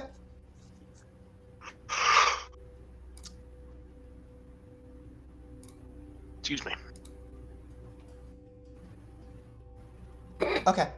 Wow. So with your I'm going to ring, die. you can pretty much see straight through the church. It's not more than 30 feet in almost any dimension. The only one that is sort of like if you're trying to look through the complete hallway on this side or the complete hallway on this side. But Yeah. circling around it, you can pretty much see entirely through it. And what you see is that this area is kind of an entry hallway. This side here has the sanctuary in it. There's a single spare side room, and then lofted up in the center part is another room that, you're guessing it's some kind of storage room. You see what look like crates and stuff in it. Any you don't people? see any people. It seems empty. Just say to Maxis. Okay, so I'm around back and Kane's around back. Who else is back here? Is it just us? Yeah. Just us. So I imagine you probably would have Alright. worked out some kind of count from the point where you split off, which is the point that you're all gonna Or head say- in. Yeah. Once we, before I head back there, I would have told everybody. Once we see you guys go in, we'll head into the back, if we can. Alright. I Oh, was go ahead. apparently muted, but I should have probably linked our minds before this all got started. Okay, no, that's fine. I'll allow I mean, that. They say we're still in plan phase, so Did you link me? We'll do Kane and Max's. Okay. But not Duleg, right? Okay, you're doing Well, the Dwilling's in my group, so you're doing the thought link again. yeah. All right, cool. So I assume Kane, Maxis, you accept the request for a connection. see. I accept and I immediately say that in my head. All right. I think that's the first time I've connected to Kane. Probably It weird. is. There's this. It sounds windy. Sounds empty. Empty in No, Kane's head. not empty. Wendy. Wait, how Khalid would just this work? I regret this immediately. How would this In your work head. for the people in my head? Basically, so you don't share any thoughts that you don't want to, but it's like you can talk to it. Like it's basically you have telepathic No, communication. the ones that were already in my head before this. Oh, yeah, that is not linked Ah. I'm just like, say hello because you have to accept the connection. in my head. I'm like, say hello. Hello. Don't be shy. Hello. Hello. Not you, Colleen. Just echoes through. Okay, Alright, let's go. it was an Aaron nasty joke. For some reason, the idea of a smirk comes to mind. All right. So yeah. So the appointed moment comes. One group heads in through the front. The other group heads in through the back. And the church has the musty smell of utter abandonment. A few stubborn flecks of paint cling desperately to the stone walls. The faint smell of rot pervades the air. You quickly learn to tread lightly in order to avoid the giant cobwebs that fill the space. Everybody make a perception check. This is the Oh hearing. god. I still got extra vision. I'm looking for any like secret passages, like trapdoors or things. Not cobwebs. Come on. Okay, Kane, you have advantage on your perception. Woo! Oh, shit. Hey, look at Fallon picking up the slack from like everyone. It's All real right. bad. More. So, you all listen for a long moment. You don't hear anything move. Finally, you sort of spread out a little bit and take in the space. There's really not a whole lot to it, actually. Doesn't take you long to establish that either there is somebody invisible and very good at hiding, or there's nobody here. However, it is not the case that there is nothing here. And actually, it occurs to me, you have NPCs. Was that Dwayling? Yeah. Lol. Oh, That's hysterical. He even has a really good modifier on I know. Yo, he's gonna die, Colleen. that. It's fine. He's gonna have to make a saving throw and like not want it, and it's just I'll like. put him in a hamster ball if I have to. Wood sec, someone's knocking the door.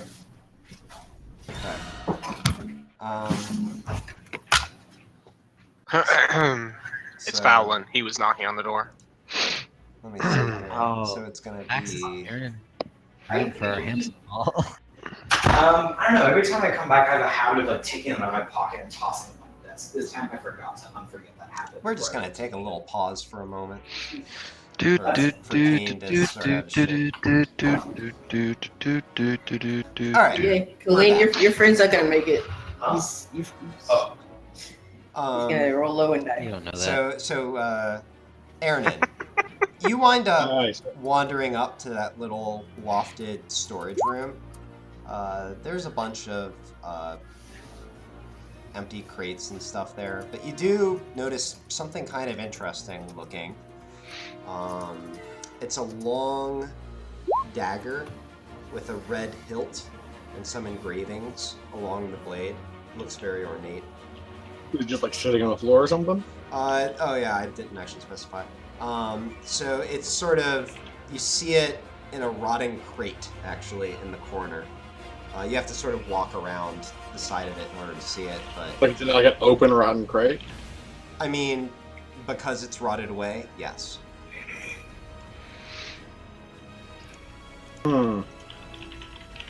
I poke it with my stick. Okay, roll a d100 and add 1. Yeah, did my extra vision yield any results? Any secret passages and things? I'm getting there. 45. 45. Okay. It's a good poke. You scoot it a few inches along the ground. It makes actually a really pleasant scuffling sound, but you do not learn anything or gain any special insight into the dagger. It's not some kind of trap where I see like touching it blows up my face. No, nothing of the sort seems to happen. Cool, I'm going to pick it up and look at it. Okay, you pick it up. You see pretty much what I suggested, although give me a religion check. Religion check. 15. 15, okay. You recognize the engravings on the dagger. This is... It's a little bit twisted.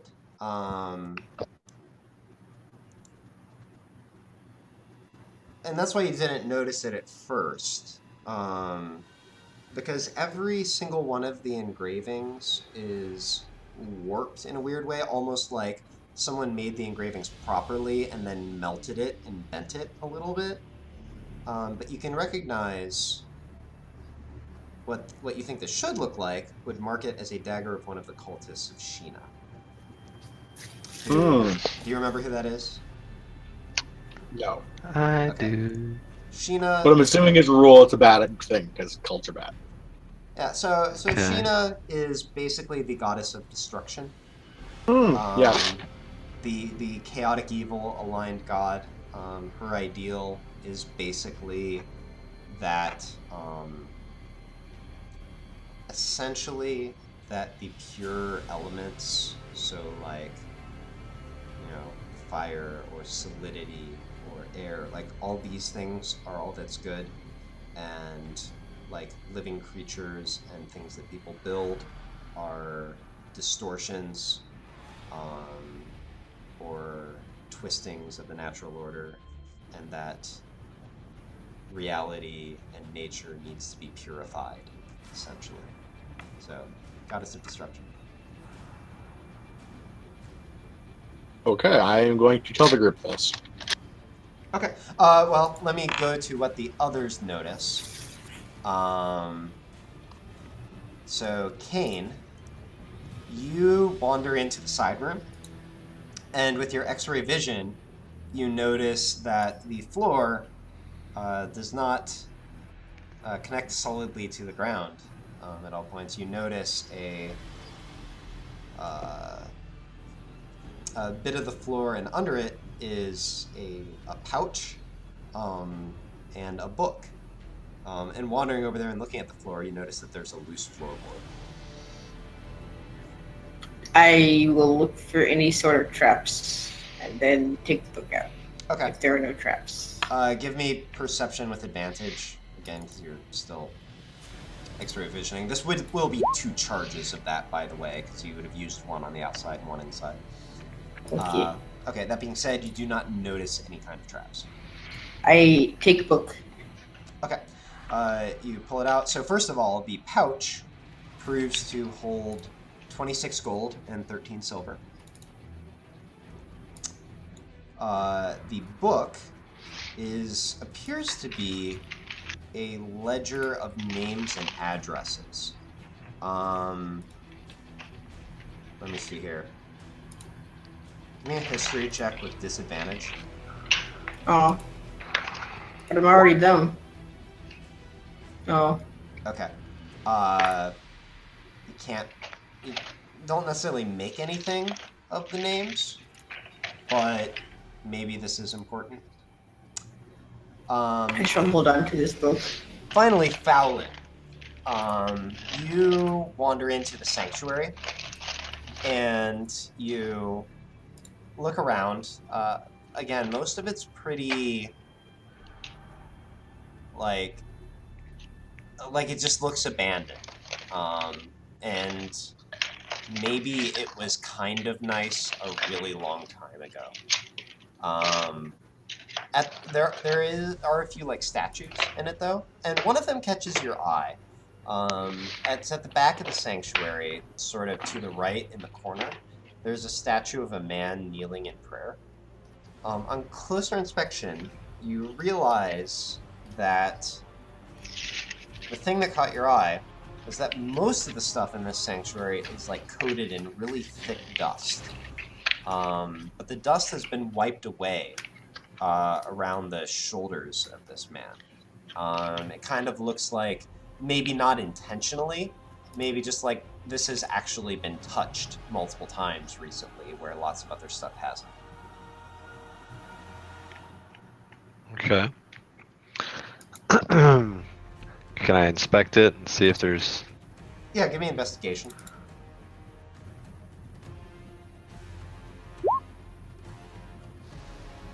Damn it. Okay. Yeah, you look around it, you sort of tug at it in a few places. You don't notice anything in particular, but you still have a weird feeling about it. Okay, so at this point, I would say you all sort of start to gather a little bit and compare notes. So, Aaron, this would be the point where you sort of show everyone what you found.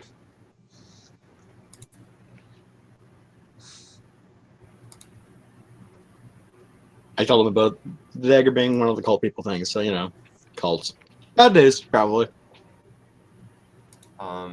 Anya thinks for a moment and then looks at Fallon and Colleen. They just keep popping up, don't they? I almost made a whack-a-mole comment.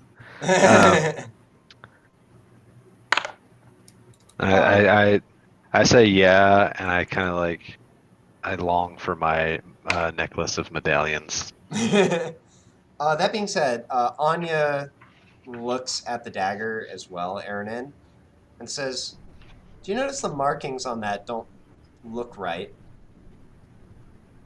Do I notice that they don't look right? Yeah, you noticed that before. Remember how I said they were sort of distorted, and you had trouble making out exactly what I they just said were? it's because it was twisted. Yeah. Gotcha, yeah. I mean, Yeah. look, I've seen those daggers before, and as disorderly as most of what that lot does is, they normally don't mess those up. It's not that much. I don't really know what to make of it, but it's intriguing.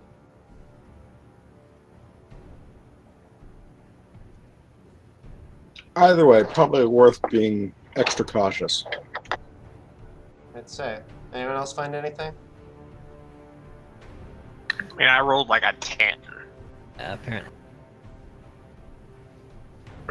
Do I see the dagger too? Fallon says,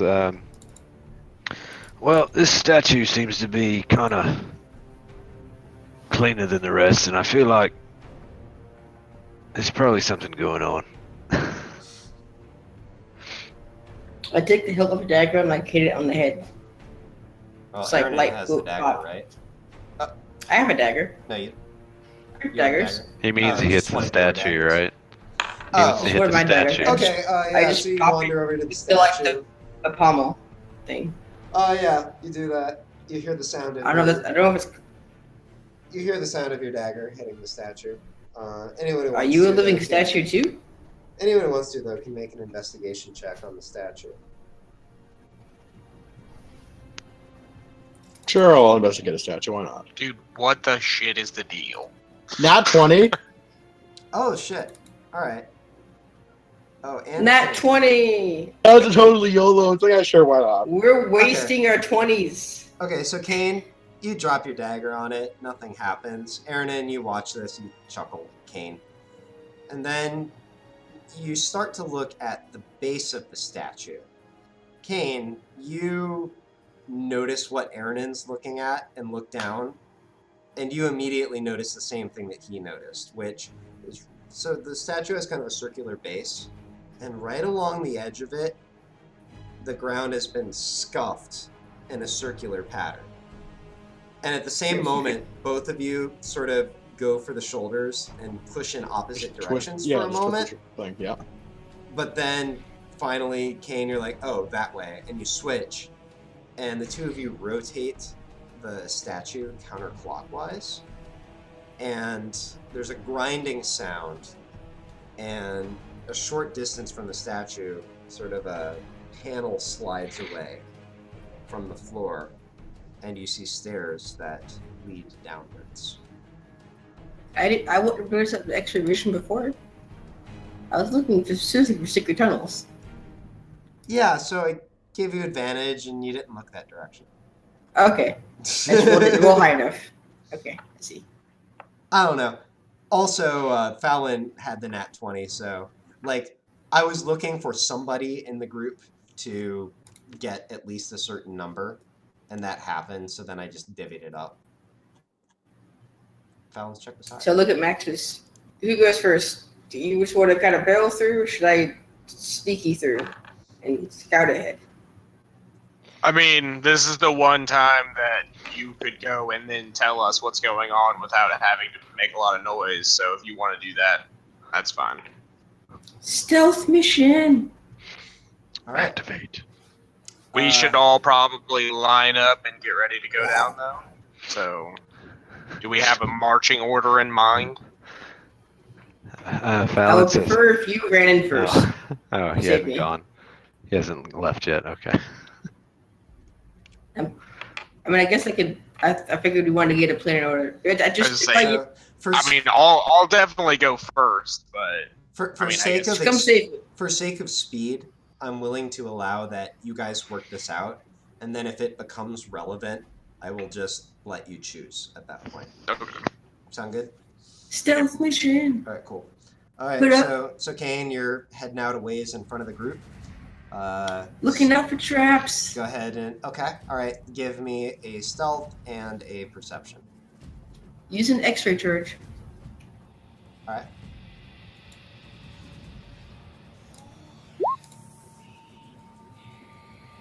Okay. All right. You head down. You get into a tunnel that has sort of wood and stone shelves carved into the walls, and very quickly, especially with your X-ray vision, you see that this is a catacombs, and there are just coffins on either side. It appears to be solid earth, continuing behind the walls. You do notice as you continue forward that at irregular intervals, there are empty slots on the wall. It's mostly full towards where your group started, but you notice slightly more frequent gaps as you start to get towards the end.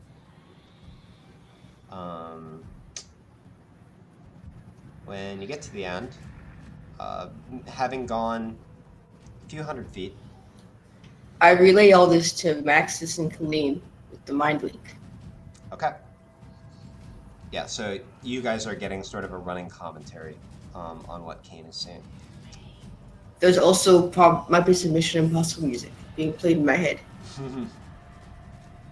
At the end, there is a small circular room, just sort of a stone room, and some wooden stairs that lead up to what is clearly a trapdoor. These stairs seem taller. I mean, they go up more than the ones where you left. So unless the ground is sloped along the direction that you went, or like you went downhill and didn't notice it, you think that maybe it comes up a little bit higher than where you left. Can I see through the floor of this, or I guess the ceiling, but the floor of whatever Oh yeah, good point. building? Still Can I see if there are people up there? I'm going to make you burn another charge for this, since it only lasts a minute. All right. But yeah, now, do you want to creep up onto the stairs a little bit to try to get a better view, or do you just want to look from the bottom and see what you can see? I'll creep up a bit. Okay. So let me put it this way. There are like 20 stairs. How high up do you want to go?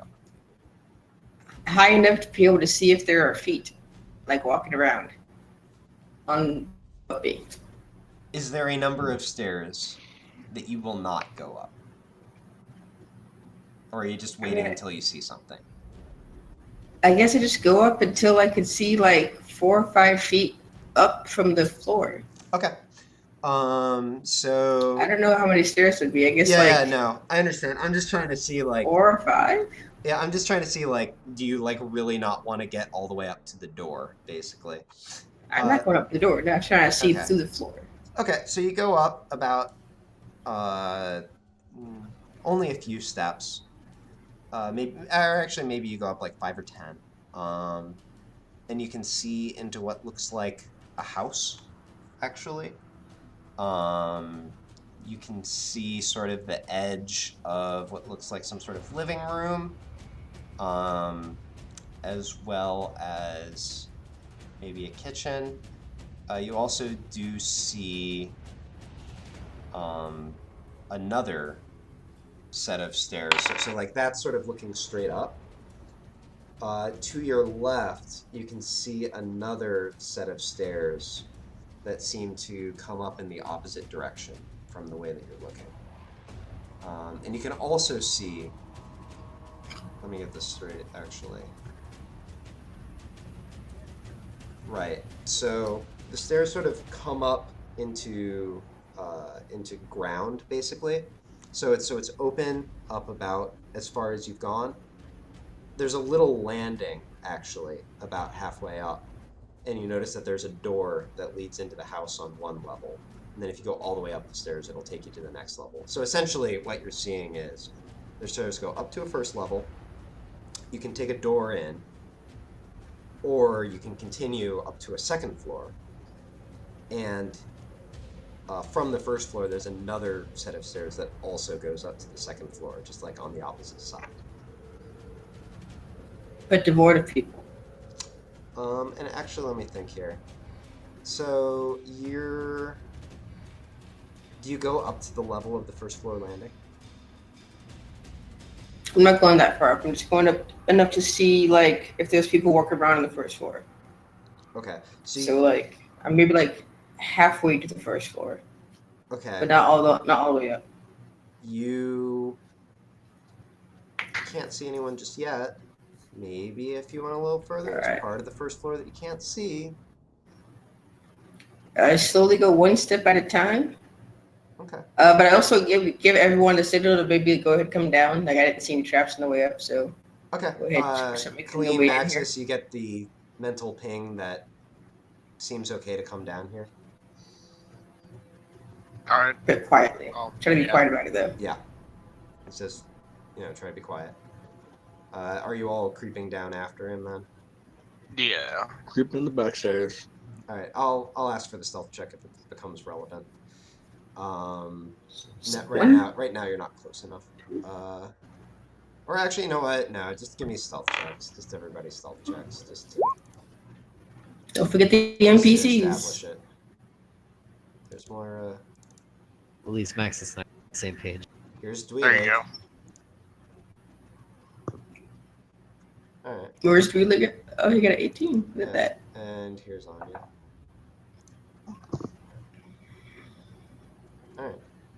All right, pretty reasonable checks.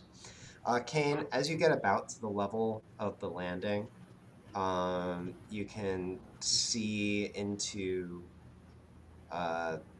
some kind of bedroom, and you do see what a man. You can't make out his features with your X-ray vision, but based on its build, maybe like a slightly below average height male human, appears to be bald, sort of fidgeting. You see him take a shot of something, and appears to be fiddling with some kind of locket, standing over a dresser. You also do look straight up at this point, and you see two more human figures dressed in cloaks of some kind on the second level. Guys, should I kill the bald guy? What I'm actually conveying everything Casey's saying to you guys, so like to kind of save time here. So explain there's a bald dude fidgeting with the locket, and then a couple other cloaked dudes in the floor above him. They're not in the same room? Then yeah, knock them out. I don't give a shit. I mean, they are cool. I don't know. It's up your choice. Moral judgment here. You feel like the choice of the game. Yeah, I'm fine with it. It's not on me. All right. So, all right. Yes, you think that. So gonna I guess he's on the first floor, right? And the Right. hooded figure's on the second floor. Right. All right. What is Colleen? Does Colleen respond to this prompt of killing bald man? I'm for the knock him out plan. But I can just shoot him from far away. It's so much easier. You don't know who this guy is. Sure, there's a Yeah. secret tunnel that leads from a church to his house that you found an artifact of Sheena in, but who knows? Did he even know it was there? Sorry, I'm just messing with you. Yo. Keep going. Kane must make an important choice. I just say roll your cricket. All right. So I'm gonna go up to. He's on the first floor. Those cloak guys are on the second floor, right? Mm-hmm. All right. So I guess I'll go to the door. His back to the door, right? Okay, no, so let me give you a little bit of a sense of the layout here real quick. So it's like a roughly rectangular room. And you're on a stairwell that is coming in kind of like this. Mm-hmm. There's another stairwell, by the way, over here. And there's like an exit here. Or you can keep going up to the second floor by heading straight. Okay. Where's the exit? All right, so there's a front door here. And the room that you initially saw was kind of a kitchen area that was over here. But now that you've gotten up far enough, you can see that there's another room separated by a hallway, which is back here. And the dude is like in here.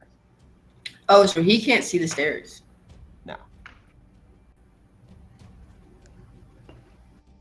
All right. I tell everyone to get to the circular room, and I'm gonna make my way into this up to this guy. Okay, so Like, let me I'm just gonna first- try and sneak up, and just like. So basically, this big open area right here is kind of like a sitting room, right? There are two other rooms in the corners. Like I said, these are stairs that go up to the second floor. So basically, you could there's just a single door that leads into this guy's room, sort of off of this hallway. So you could just sort of sneak around either direction and get to that.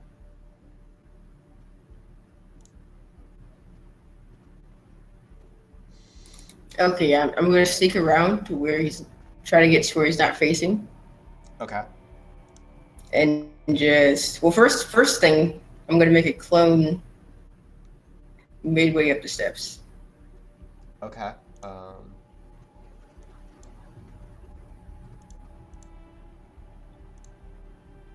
Do the clones make noise? They're pretty silent. Okay. So I'm making clone move up the steps. How long does that ability last again? I need to check. The clones?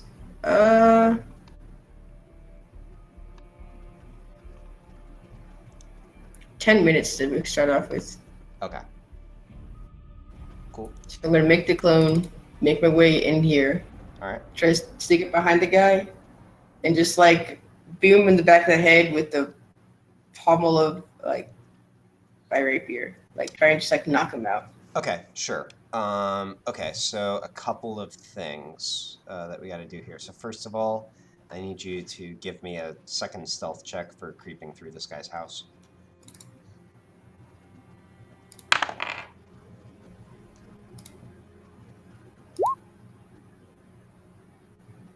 Okay, and you have advantage on Yay, that, right? hood. Yeah. Yay, hood. Yeah, actually. Okay. Yay, hood. I know 18's low for this. Okay. Second of all, as you go through the house, would you like to burn another charge of the ring in order to get a better view of the second floor? I will burn one more charge. Okay. Also, just kind of keep tabs on the guys above as well. Right. And to keep tabs on this guy to see like where he's looking, so that like I can get around, like make sure he's not looking at the door, like as I come around the corner. All right, I need to check something real quick. I'm pretty sure I didn't. Yeah, all right. So, as you make your way into the home proper, which actually I drew it. All right, you know what? So, some of the physics that I've been describing are inconsistent with the map that I made of the second floor. And whatever, I'm just going to allow it. Let me just say this. I gave you more of a view of the house than I really should have, but water under the bridge is what I'm going to say with that. The point is the house is actually a bit larger than I've drawn it here. Actually quite a bit larger. It's like...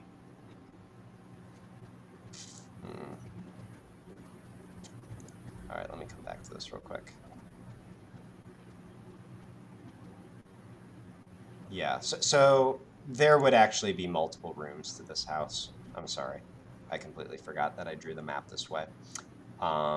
It's going to be like 70 feet across this way, actually. Okay, and then proportional in this direction. Okay. So what I'm just going to allow is that you creeped into the house and looked around more, like you got more to like this point, and that's how you were able to see the guy. Okay. So I'll just allow that. So actually a reasonably, like, one of the wealthiest homes in this neighborhood, which admittedly is not a, high class neighborhood. As you walk around the inside, though, you do get a better view of the upper story, and you realize that there's quite a lot going on up there that you didn't see before. So you saw the two guys before, but as you get to the center, there is like a proper altar there with more hooded figures around it, and there are some humanoid shapes in the center of that. You also see a number of other figures around the outside that appear emaciated or even torn away. You're forcibly reminded of... Well, actually, let me do it this way. Give me a nature check.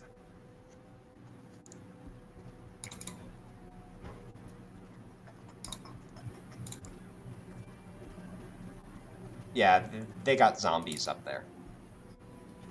Cool. So that's happening upstairs, right? Right. Yeah. So there's some And this guy shit seems going on. Does this guy seem calm? Like, does he seem like he's perturbed with the fact that there's zombies and shit going on upstairs, or he's just like seem pretty chill about it? He seems nervous about something. Give me insight. I mean, because you're just trying to read his body language. He seems concerned about something, but not in the way that you would expect if he was, like, in opposition to what was going on his second floor. Okay, so changing from knockout to kill. And I'm going to convey the whole thing with the altars and stuff and how many dudes are upstairs. All right. And at this point, everyone should be in that circular room with the staircase while I'm doing this. All right, stab. Okay. You just want to sneak up and stab him? Yep. Go for the kill. All right. Give me a attack roll. This will be with surprise, so your ability will count. So we got advantage and it'll crit. Yeah, you So double damage, or is yep. it? Well, double it's dice? it's an auto crit, so re-roll any dice. All right. Like, So and you get is sneak that a attack, so you get 1d8? double sneak attack.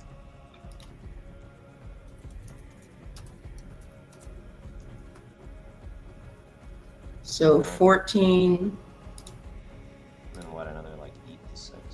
Or, you're at 5 on 16. that now. All right. So 28, 38, 42 damage, 42 piercing. 14, 30, 42. Yeah, All right. The answer to it's quite a few ones life, here. the universe, and everything. Yeah. So, you know, You dead? the door is closed, but you quietly but quickly let it glide open.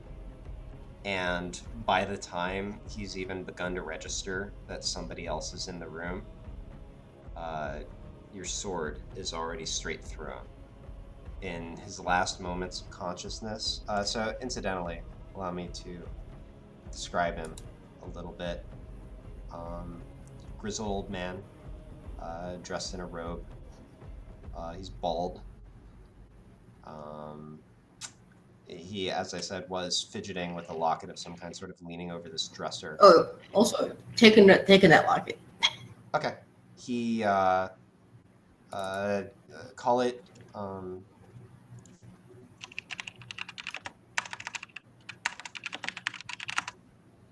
add that to your inventory.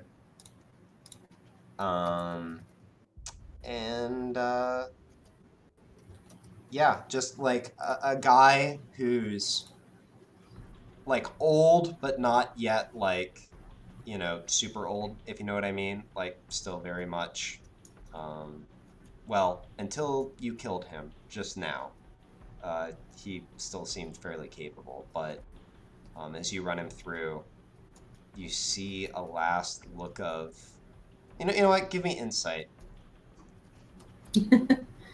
What are his last thoughts, Casey?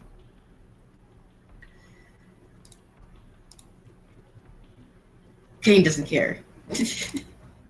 His eyes kind of get big, and then he slumps to the ground quietly. You lower him to the All right. So swapping places with clone. Okay. That does burn the so- clone. You remember. The clone's gone now. If you... Oh, wait. No, as an action, you can switch places with it. Right. Okay, sorry. Yeah. I forgot that it's only the So quick it's swap. it's 10 minutes. So Right, and all that took less than a minute. So yeah, so you switch places with the clone. I imagine that was like right outside the... It's another... there's just a normal looking sort of stone door that... Or actually, is there... Wait, let me think about this. wait, where? I'm back on the staircase, like in the everyone can see me. Oh, you left the clone there. Okay, all right. Yeah. Okay, so everybody else, you see Kane. You had seen this sort of shadowy Kane-like figure that had sort of come down close to you, but now, in a few seconds, you see it sort of dissolve into Kane, standing there. Okay, guys, it's crazy up there. They got some hooded dudes, an altar, and some zombies. I killed the guy. He had this locket. I'm just gonna hang on to it for now. Can Sketchy. I religion check the locket? Yes. You I'm can. holding it up so I can see it. I mean, do you want Like, to I'm look showing it to inside the everyone. locket? Yeah. I was Right going to look now? at the locket up, and I'm assuming. I would avoid messing with stuff until after we've killed everything here, just in case there's something funky with this locket. You say as you hold the locket in your hand. Yeah, but I'm not like opening it or wearing it or anything. I just I got it. I will examine the outside of the locket then. Okay. Give me. Just give me intelligence. Just straight int. Just int. Yes, feed the enemy team. 16. It looks like a relatively normal brass locket. You do notice what it basically just has a sort of an oval center that's polished smooth with some filigree around the outside. It seems purely decorative. My clone's still up. Sure doesn't look like anything dangerous. As we talk, I'm gonna. Is the clone silent? Can the clone go up the stairs and kind of like peep through the cracks or a keyhole or something? Yeah, absolutely. It does grant you vision. And yeah, they are very quiet. Sweet. So yeah, so So just while we're talking, the clone's going to do that. So it's like, if how many were there, by the way? I don't think I got an answer on that. you noticed 6 guys and somewhere between, and then there were 4 figures in the middle of the altar that you weren't quite sure. Like I said, they were humanoid at least.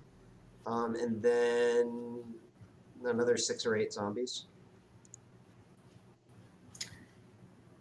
Actually, I'll allow you would have counted that. You counted 6, but you didn't see the 16 whole room. dudes. Oh, I counted 6 dudes. Counted 6 dudes, at least 6 zombies, and 4. Not So quite there's sure. at least Looked humanoid, but at least a few of them had something strange about them in the center of the altar. all right. So there's at least 16 dudes up there. 4 really weird looking dudes. Couldn't quite see what was weird about them, but they were weird. 6 zombies and then 6 normal dudes. At least. I didn't get to see the whole room.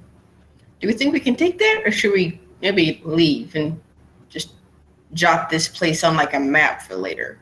Maybe come back around like with some more people. Anya says, when you say dudes, what kind of dudes? There's some hooded figures who just look like some regular dudes in hoods. There's some guys there was something off about them. There were 4 other hooded figures in the center. There's something off. I don't know what. And then 6 zombies. Just a second, says Anya. She sort of closes her eyes for a moment and then opens them again. I see no need to offer a trial to the creatures upstairs. Let's just go kill them. Ladies first. If you will. What do you think is the best approach? You've obviously scouted. She's in big this. armor, right? There was only one way up, right? There's the staircase. So you would have noticed from previous engagement, she's wearing heavy armor, but it's unusually silent. You might have picked up she has mithril plate, actually. Okay, but she's sturdy. She'll be able to like. She's not going to get one shot, is basically what you're asking. Yeah, she can go first and be fine, ish. Okay. And there's only one way up, right? Yeah. So there's this stairwell that you're by, and there's this other one where if you exited into the house, you could go around and head up from this angle. All right. Well, there are 2 stairwells. Also, the stairwells, I will point out, the stairwells are narrow enough that there would be benefits to sending some people around to this one so that more people could get into the action more quickly. Yeah, I was saying, so maybe we could do a couple options. We could just have the 2 big ones go first into the rooms. Just kind of rush while we follow. Or I could start off the party with the arrow. Maybe, surprise somebody, try to get some good damage in, and then you guys I go with my clone so that the big guy can go past me. Is that me having to be in there first? Didn't y'all tell me a story about shutting down a caster by like casting silence on somebody or something? Would that be a good idea if they're the people at the back of the room can't talk? Can't they not cast some spells at least?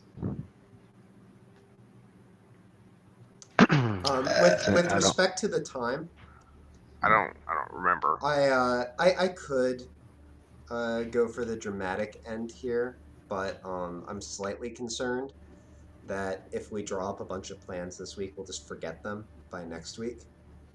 Almost guaranteed, yeah. So I'm going to suggest that we're going to pan the camera out for now in kind of a largish house in the Briarthorn district of Citadel. Bleeding dude. A man lies in a pile of blood inside what was probably his bedroom. Who would have done such a thing? Kane's shadow waits at the cusp of some bizarre something going on the second floor. And everyone discusses the plan as Moira looks over at Ernan and says, "Is this normal for you guys?" And that's where we're going to end it. It's Tuesday. It's just a Tuesday. Good night, sir. Legit though, I think like